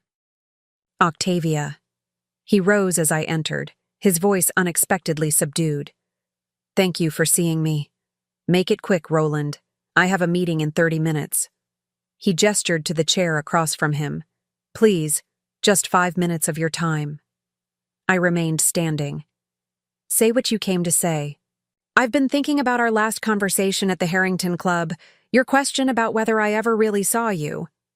He ran a hand through his silver hair, a gesture of agitation I'd witnessed countless times over our decades together. The truth is, I did see you. Your brilliance, your contribution, your value to everything we built together. I saw it all. And systematically erased it from the public record, I noted coolly. Yes. The admission seemed to cost him something. Because acknowledging your role would have diminished mine, at least in my mind. My ego couldn't tolerate sharing the spotlight. Why are you telling me this now, Roland? To ease your conscience? Before trial? Because despite everything, 40 years together should end with truth, not lies. He finally met my gaze directly. I've instructed my attorneys to withdraw all opposition to your claims. I'm prepared to sign over my remaining Blackridge shares and plead guilty to the charges.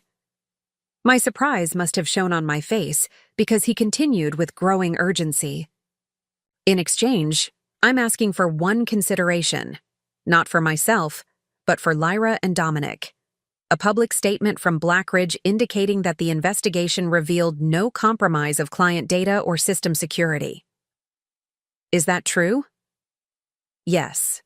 The Phoenix backdoor was never used to access client systems, only to transfer proprietary code and, later, wipe evidence.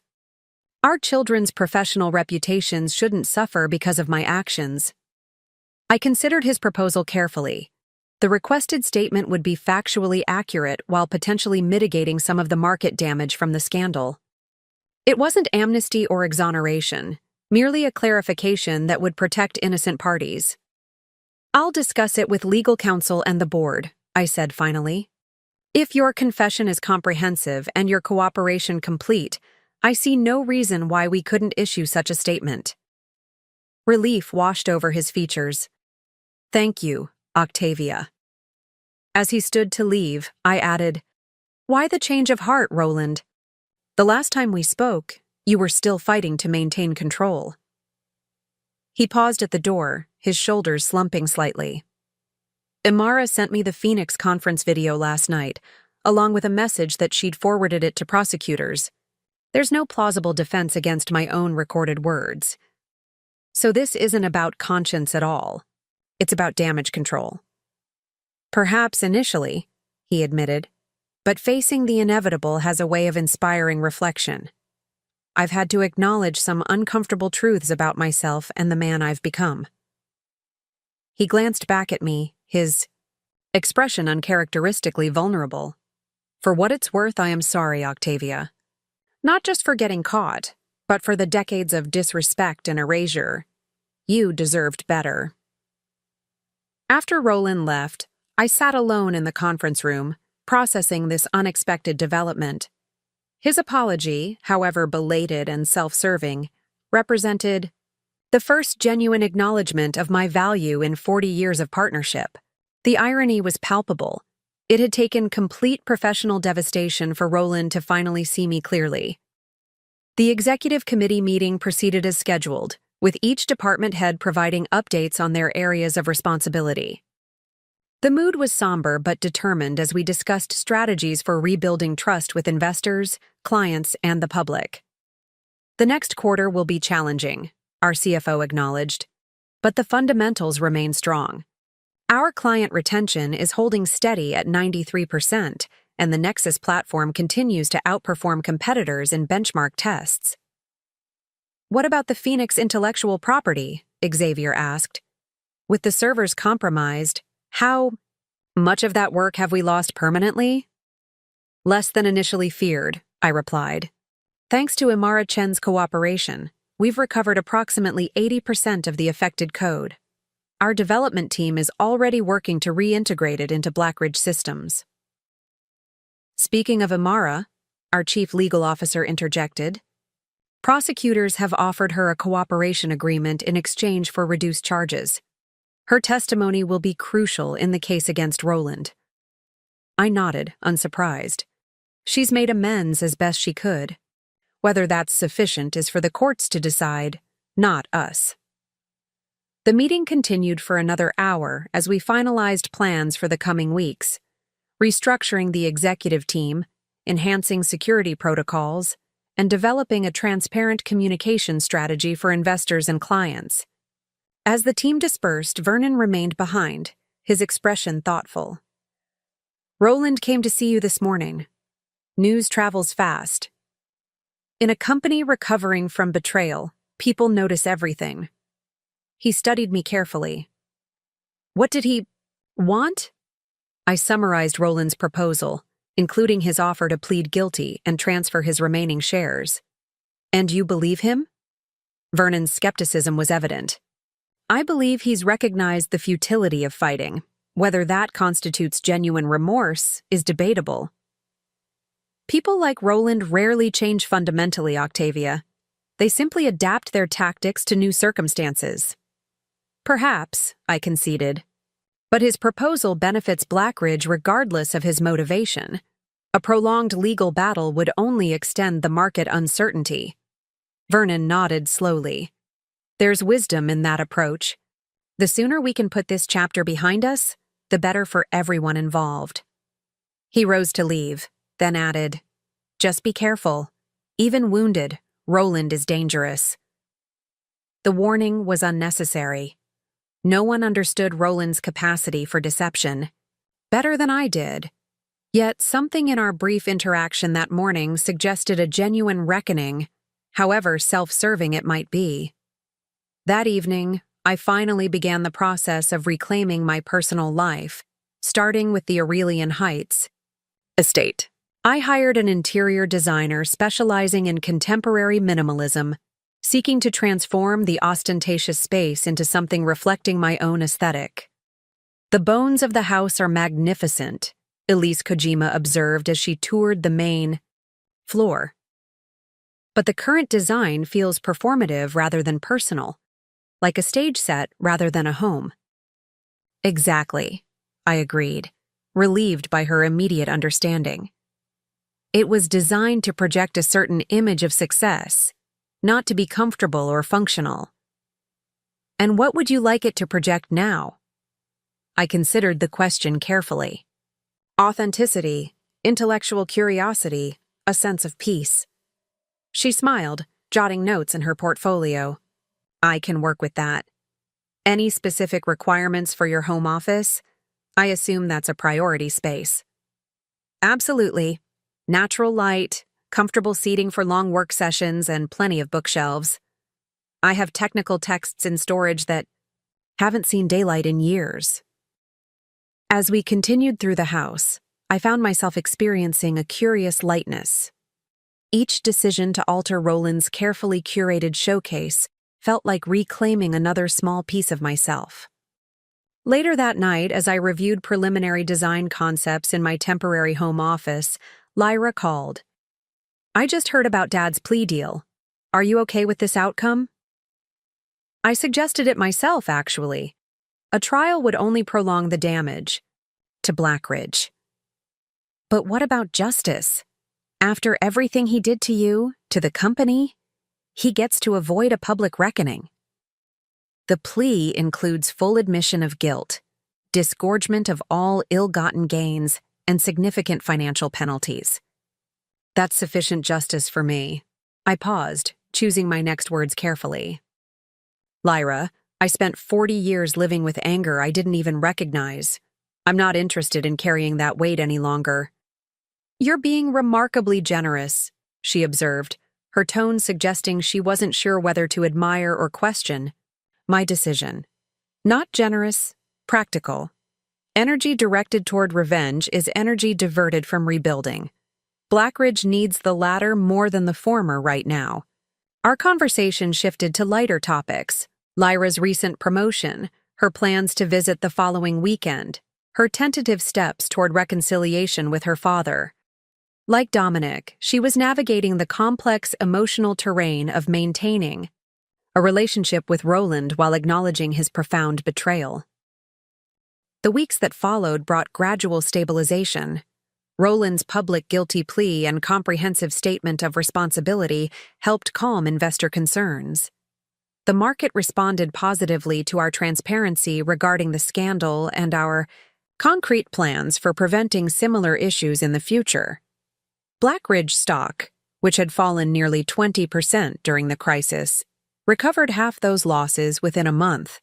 Client retention remained strong, bolstered by personal reassurances from me and enhanced security protocols implemented by Xavier's team. The board approved a significant restructuring, elevating several promising mid-level executives to leadership positions while creating a more distributed decision-making model.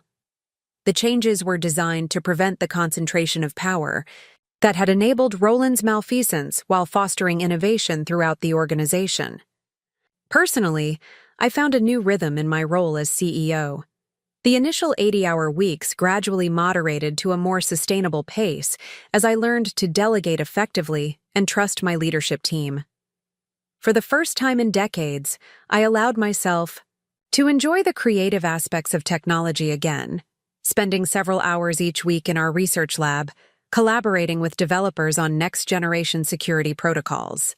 3 months after the confrontation at the Harrington Club, I received an unexpected invitation to speak at the Meridian City Women in Technology Summit. The event, which annually featured the most influential women in the tech sector, had never extended an invitation to me during Roland's tenure at Blackridge. They specifically requested that you discuss your technical contributions to Blackridge's foundational products, Margot noted as she presented the invitation. The organizer mentioned that your story has inspired renewed interest in recognizing women's often hidden roles in technology development. I accepted immediately, recognizing the opportunity to reshape not just my own narrative, but potentially influence the broader industry conversation around credit and recognition. The morning of the summit dawned clear and bright, a perfect autumn day in Meridian City. I had chosen to hold the event at the Blackridge campus, rather than a hotel or convention center, symbolically opening our doors to the broader technology community. As I reviewed my presentation notes over coffee, Dominic arrived unexpectedly, dressed in a suit I'd never seen before. "Don't you look handsome?" I observed. "Special occasion?"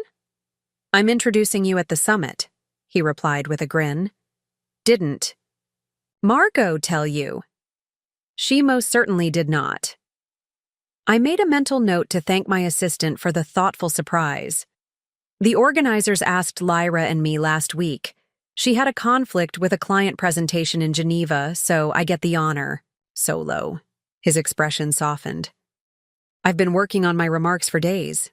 It's surprisingly difficult to encapsulate your achievements in a 5-minute introduction." "You don't have to." "Yes, I do," he interrupted gently. "For 40 years, no one properly introduced you or acknowledged your contributions. That changes today." The summit's main session was held in Blackridge's central atrium, an architectural marvel of glass and sustainable materials that I had designed during our headquarters expansion 10 years earlier. Nearly 500 women, and a smaller contingent of supportive men, filled the space, creating an atmosphere of anticipation and possibility. I watched from backstage as various speakers addressed topics ranging from artificial intelligence ethics to venture capital disparities. The caliber of talent and expertise was extraordinary, a testament to how far the industry had evolved since my early days as one of the few women in technology. Finally, the moderator announced, Our keynote speaker needs little introduction, but deserves a proper one nonetheless. To provide that, please welcome Dominic Blackridge, founder of Prism Digital Solutions. Dominic approached the podium with confident strides, smiling warmly at the audience. Growing up as the son of Roland Blackridge, I became accustomed to hearing about my father's technological brilliance and business acumen, he began. Industry publications called him visionary, revolutionary, unprecedented. What none of them knew, what few people outside our home ever suspected, was that many of the innovations attributed to him actually originated with my mother, Octavia Thorne. A murmur rippled through the audience. When I was 12, I struggled with an advanced programming assignment for a summer technology camp. My father suggested simplifying the project, perhaps choosing something less ambitious. My mother, however, sat with me for hours, patiently explaining recursive algorithms and elegant coding solutions that weren't taught in the course materials. Dominic's voice grew more passionate as he continued. That night, I asked her how she knew so much about programming when her official role at Blackridge was limited to community relations and hospitality. She smiled and said, "Some people create in the spotlight, others in the shadows. The code doesn't care who gets the credit, only that it works beautifully." I felt tears welling in my eyes, remembering that conversation vividly. What I didn't understand then, what the world is only beginning to understand now, is that Octavia Thorne wrote the original code for SecureNet, the foundation of Blackridge's security platform. She architected DeepShield when competitors said real-time threat detection was impossible. She solved the scalability challenges for Nexus when our entire development team was at an impasse. Dominic paused, surveying the rapt audience. The story of Blackridge Technologies isn't just about innovation or market dominance. It's about a brilliant woman whose contributions were systematically minimized, whose insights were routinely appropriated, and who nevertheless continued creating extraordinary technology that has protected millions of systems worldwide. Today, she stands before you not as someone's wife or silent partner, but as the visionary technologist and decisive leader she has always been. Please join me in welcoming the true genius behind Blackridge Technologies, my mother, Octavia Thorne. The applause was thunderous as I walked onto the stage, embracing Dominic briefly before taking my place at the podium. Looking out at the sea of faces, many of them young women just beginning their technology careers, I felt the weight of 40 years of silence lifting from my shoulders. "Thank you for that generous introduction," I began, my voice steady despite the emotion tightening my throat. For most of my career, I worked in the background, focusing on creation rather than recognition. There's a certain freedom in anonymity, the ability to solve problems without concern for public perception or market expectations. I paused, gathering my thoughts before continuing. But there's also a cost to that invisibility. When contributions go unacknowledged, patterns of erasure become normalized. When brilliant women are relegated to supporting roles, regardless of their capabilities, we all lose potential innovations, perspectives, and leadership. For the next 40 minutes, I shared my journey, from programming prodigy to co-founder to invisible partner to CEO. I explained the technical challenges we had overcome in developing Blackridge's core technologies, illustrated with code examples, and architecture diagrams that demonstrated the elegance of our solutions.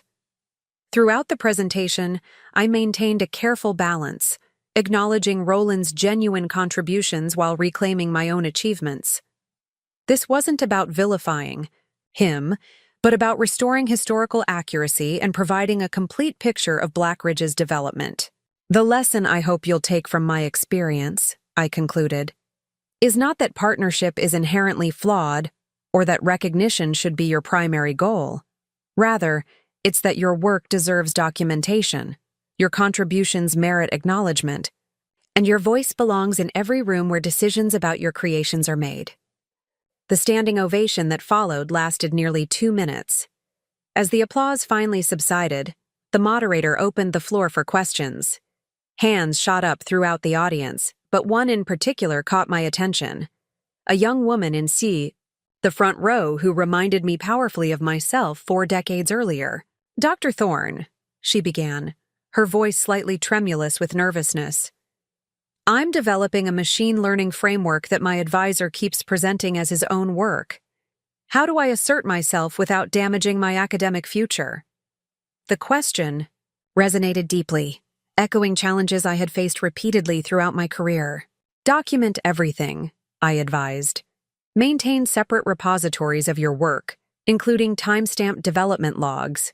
Build relationships with other faculty who can witness and validate your contributions. And most importantly, find allies, other students, industry mentors, administrators who understand the dynamics at play." I leaned forward, making direct eye contact with her. "Your work matters. Your ideas matter. And while the path to proper recognition may be challenging, it's a battle worth fighting. Not just for yourself, but for every woman who will follow in your footsteps." The Q&A session continued for another 30 minutes, ranging from technical inquiries about our security protocols to questions about navigating male-dominated corporate environments. Throughout, I was struck by the hunger for authentic guidance from someone who had experienced the challenges these women were facing. As the session concluded, I found myself surrounded by attendees eager to continue the conversation.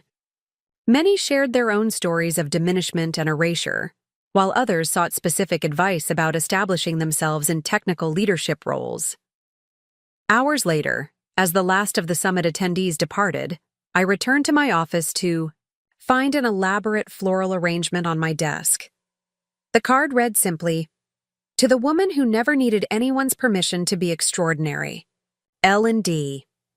Tears sprang to my eyes at this gesture from my children, who had witnessed both my silent competence throughout their childhood and my reclamation of authority in recent months.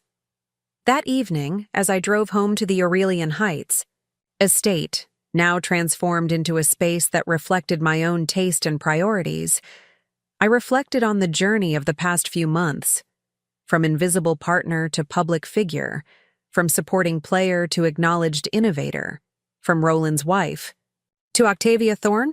The road ahead remained challenging.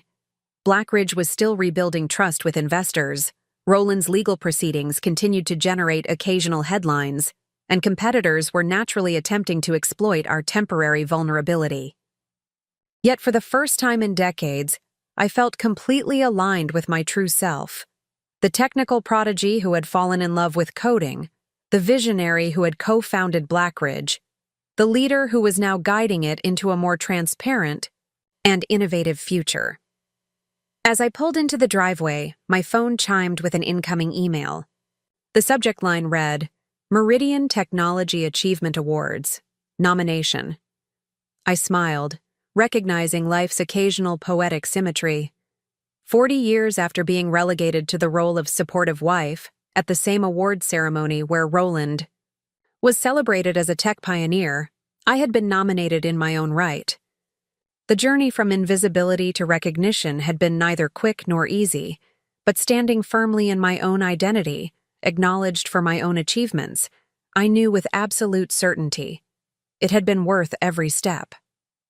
6 months after the women. In Technology Summit, I found myself standing before the full-length mirror in my redesigned bedroom, adjusting the midnight blue silk gown I'd chosen for the Meridian Technology Achievement Awards. The ceremony represented a full-circle moment, not merely recognition for my technical contributions, but symbolic closure of a chapter that had begun 4 decades earlier. "You look magnificent," Lyra observed from where she lounged on the chaise, watching me prepare. She had arrived the previous evening from Shanghai, where she was establishing Blackridge's new AI research division. "I feel different than I expected," I admitted, smoothing the fabric across my shoulders. Not nervous exactly, but contemplative. "You're allowed to enjoy this, you know," she said gently. After everything you've been through, you deserve a night of pure celebration. Dominic appeared in the doorway, resplendent in his tuxedo. The car's ready whenever you are. And I checked with the event coordinator. They have your acceptance speech loaded in the teleprompter as backup. I won't need it, I replied. After 40 years of practiced silence, I find I have no shortage of words now. We arrived at the Meridian Grand Hotel precisely at 7 o'clock. The red carpet, flanked by photographers and technology journalists, stretched toward the entrance where ice sculptures and holographic displays created an atmosphere of innovation and elegance. As our car approached the drop-off point, I experienced a moment of déjà vu, recalling similar arrivals with Roland over the years, always a step behind, always in his shadow.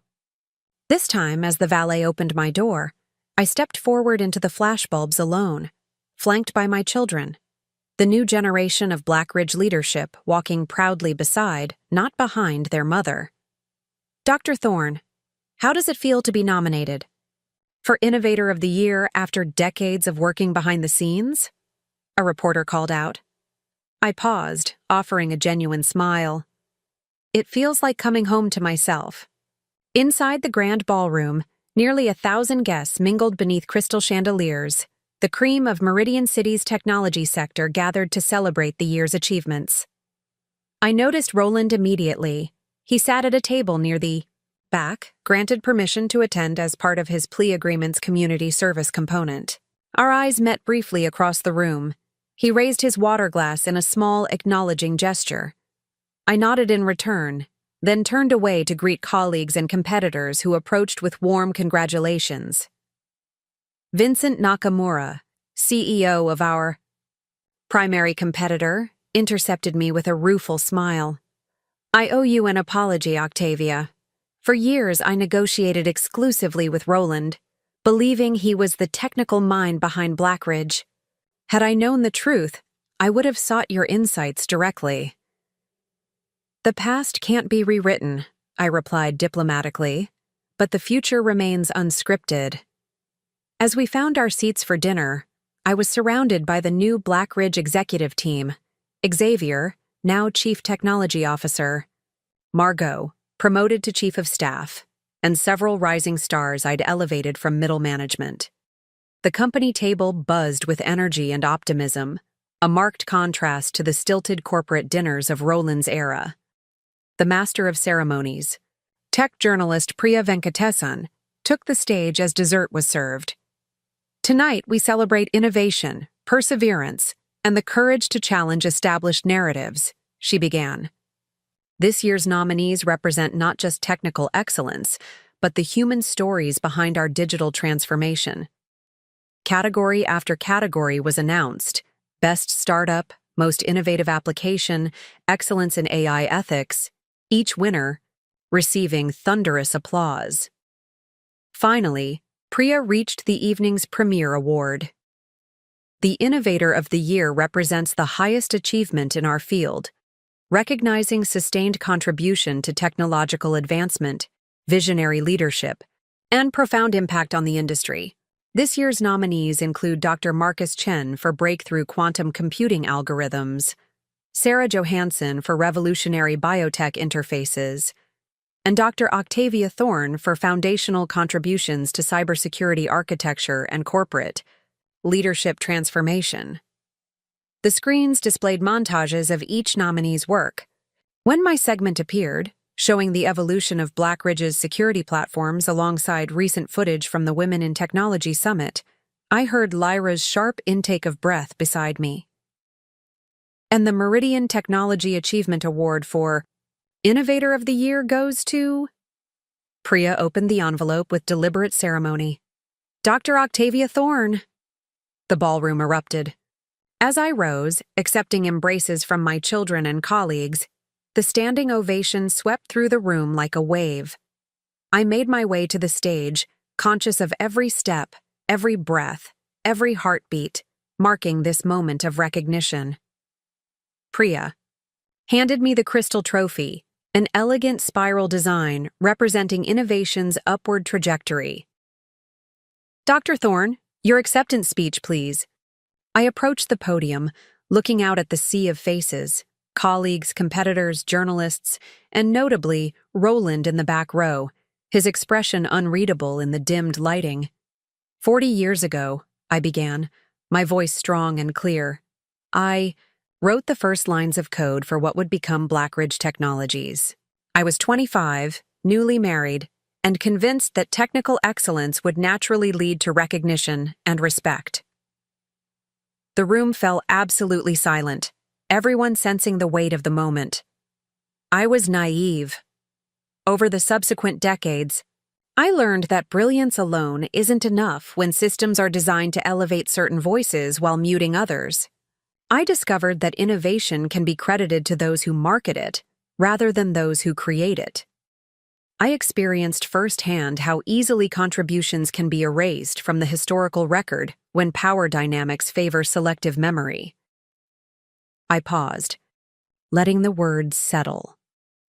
But I also learned something far more valuable, that circumstances change only when we demand change. That silence, however comfortable, perpetuates systems of inequity, and that reclaiming our narrative isn't selfish or vengeful, it's necessary for everyone who follows in our footsteps. My gaze swept across the younger faces in the audience, particularly the women who had attended the summit months earlier. To those just beginning their journey in technology, document your work meticulously. Celebrate your achievements publicly. Build networks of support and recognition. And never allow anyone to convince you that your contributions are less valuable because they're delivered quietly or collaboratively. I lifted the award slightly. This recognition isn't just for me. It's for every woman whose code was attributed to someone else. Every innovator whose ideas were co-opted by those with louder voices. Every technical pioneer whose name was omitted from the patents they helped create. Looking forward, Blackridge Technologies is committed to transparency in attribution, equity in recognition, and fostering an environment where brilliance is acknowledged regardless of its source. We're establishing the Thorne Fellowship for Women in Cybersecurity, funding research and development with full credit to all contributors. As I concluded, I found Roland's face in the crowd once more. Finally, I want to address the complexity of human relationships in professional settings. People are neither purely heroes nor villains. We're all capable of both elevation and erasure, support and sabotage. The key is recognizing these patterns in ourselves and others, then choosing consciously how we'll proceed. Thank you for this honor. I accept it not as a conclusion, but as a beginning, the start of an era where contribution and recognition are more perfectly aligned. The applause that followed lasted nearly 5 minutes. As I returned to my seat, I caught glimpses of tears in many eyes, including Lyra's and Dominic's. The remainder of the ceremony passed in a blur of congratulations and photographs. Later, as the formal program concluded and guests mingled over champagne, Roland approached our table. The month since his guilty plea had aged him visibly, his hair now completely white, his posture slightly stooped, the confident swagger replaced by measured steps. "Congratulations, Octavia," he said quietly. "Your speech was illuminating." "Thank you, Roland." I studied him carefully, searching for traces of sarcasm or bitterness, finding only what appeared to be genuine resignation. "I wanted you to know, I've been attending therapy. Part of my plea agreement initially, but I've continued voluntarily." He glanced at Lyra and Dominic, who watched our interaction warily. "I'm beginning to understand the depth of damage I caused, not just professionally, but personally, to all of you." "Understanding is a start," I acknowledged. "Acting on that understanding is what matters." He nodded slowly. "I'm selling the Aspen House and the yacht. The proceeds will fund an endowment for ethical business practices at Westlake University." It seemed appropriate. That's a positive step. An awkward silence stretched between us until Roland cleared his throat. I won't keep you from your celebration. I just wanted to pay my respects and… He hesitated, vulnerability flickering across his features. To say that I'm proud of what you've accomplished, what you've always been capable of accomplishing. As he turned to leave, Dominic called out, "Dad." Roland paused, looking back hopefully. "We're having brunch tomorrow at Hearthstone Cafe, if you'd like to join us." Roland's eyes widened in surprise. Yes, thank you. I'd like that very much. After he departed, Lyra turned to her brother.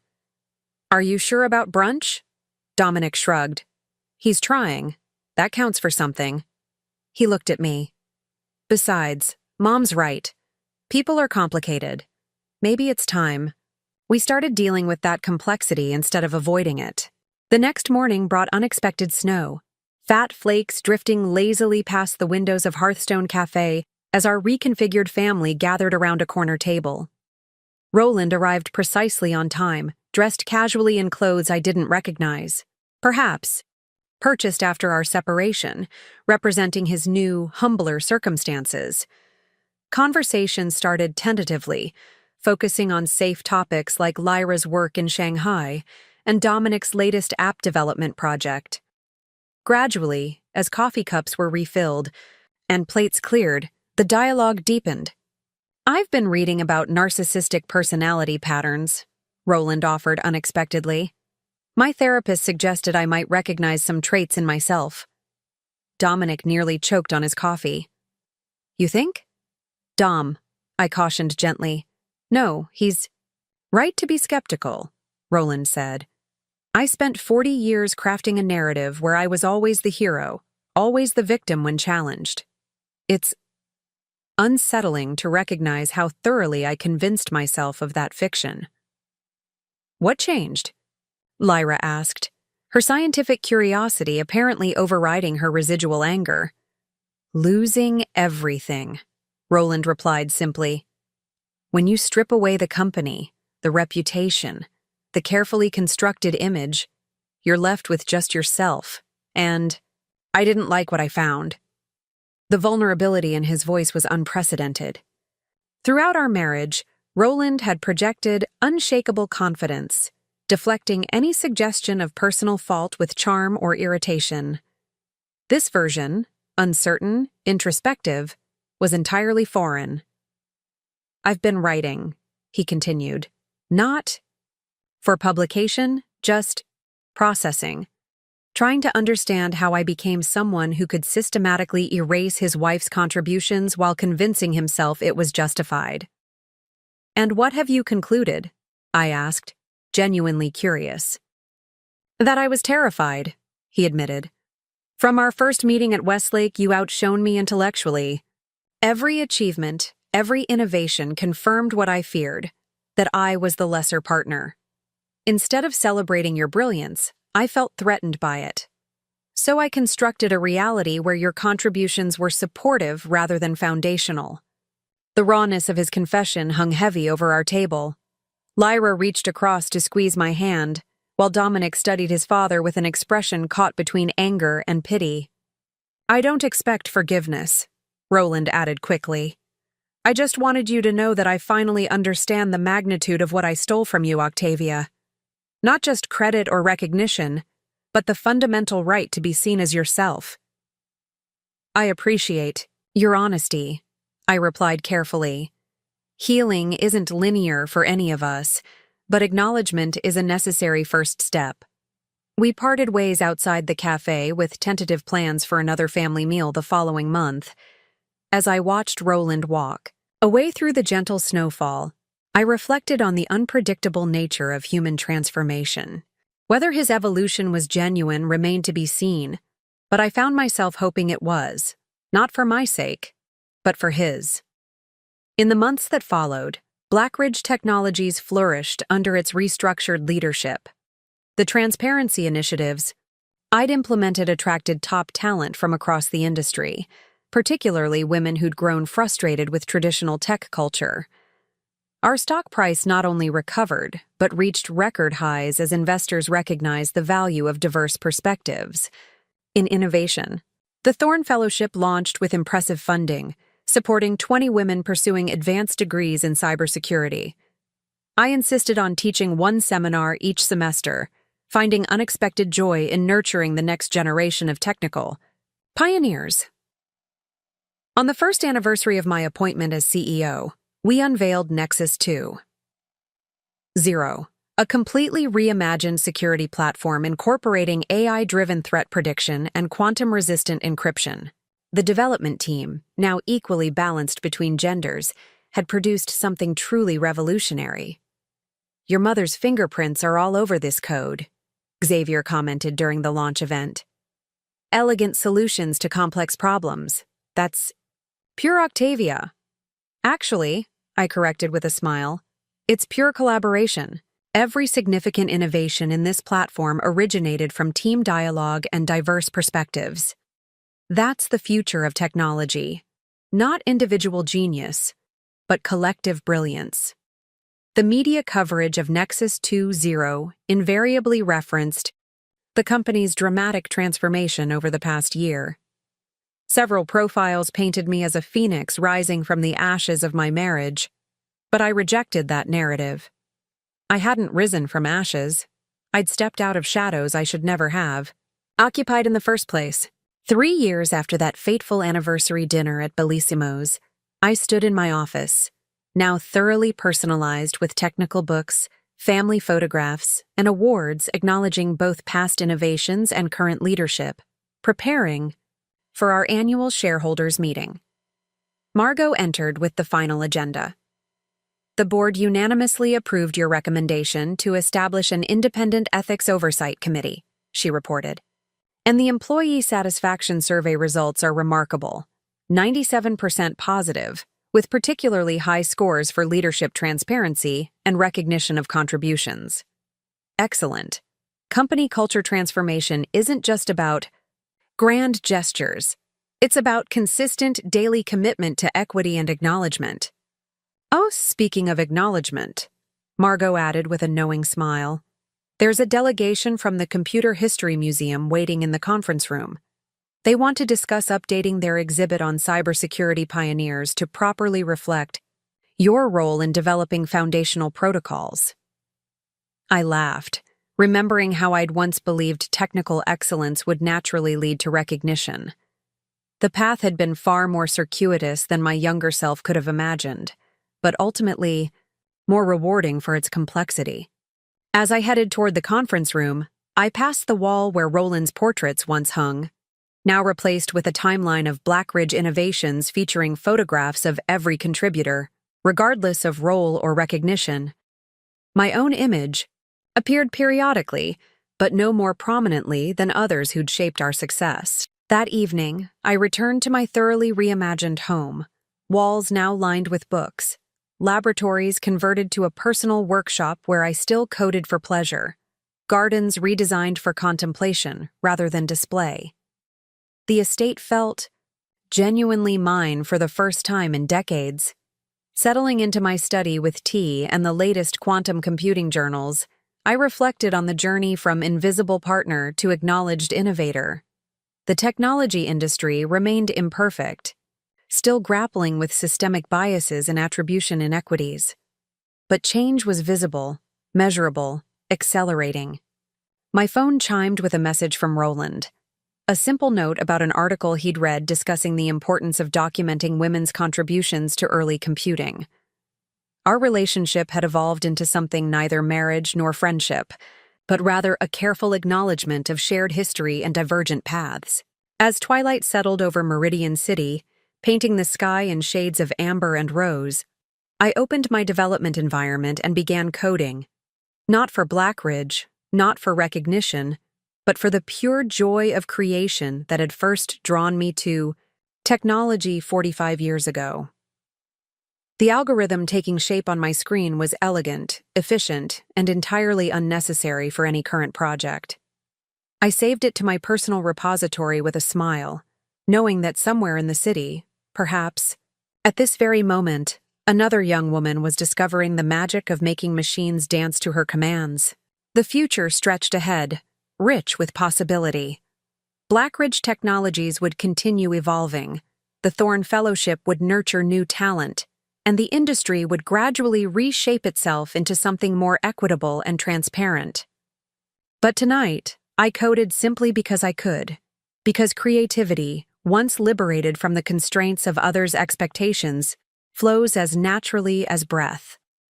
The cursor blinked steadily on my screen, awaiting the next command, the next innovation, the next chapter in a story that was finally fully my own. As the clock struck midnight, I saved my work and closed my laptop, at peace with past, present, and future. Tomorrow would bring new challenges, new opportunities to shape technology's evolution and its culture.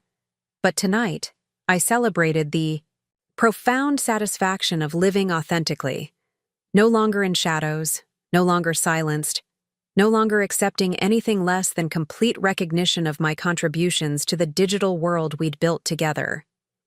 The woman who had once coded in obscurity now stood firmly in the light of her own achievements, her legacy secured not by awards or accolades, but by the transformation she'd sparked in an industry finally learning to value all its voices equally. And that, I knew with absolute certainty, was the greatest innovation of all.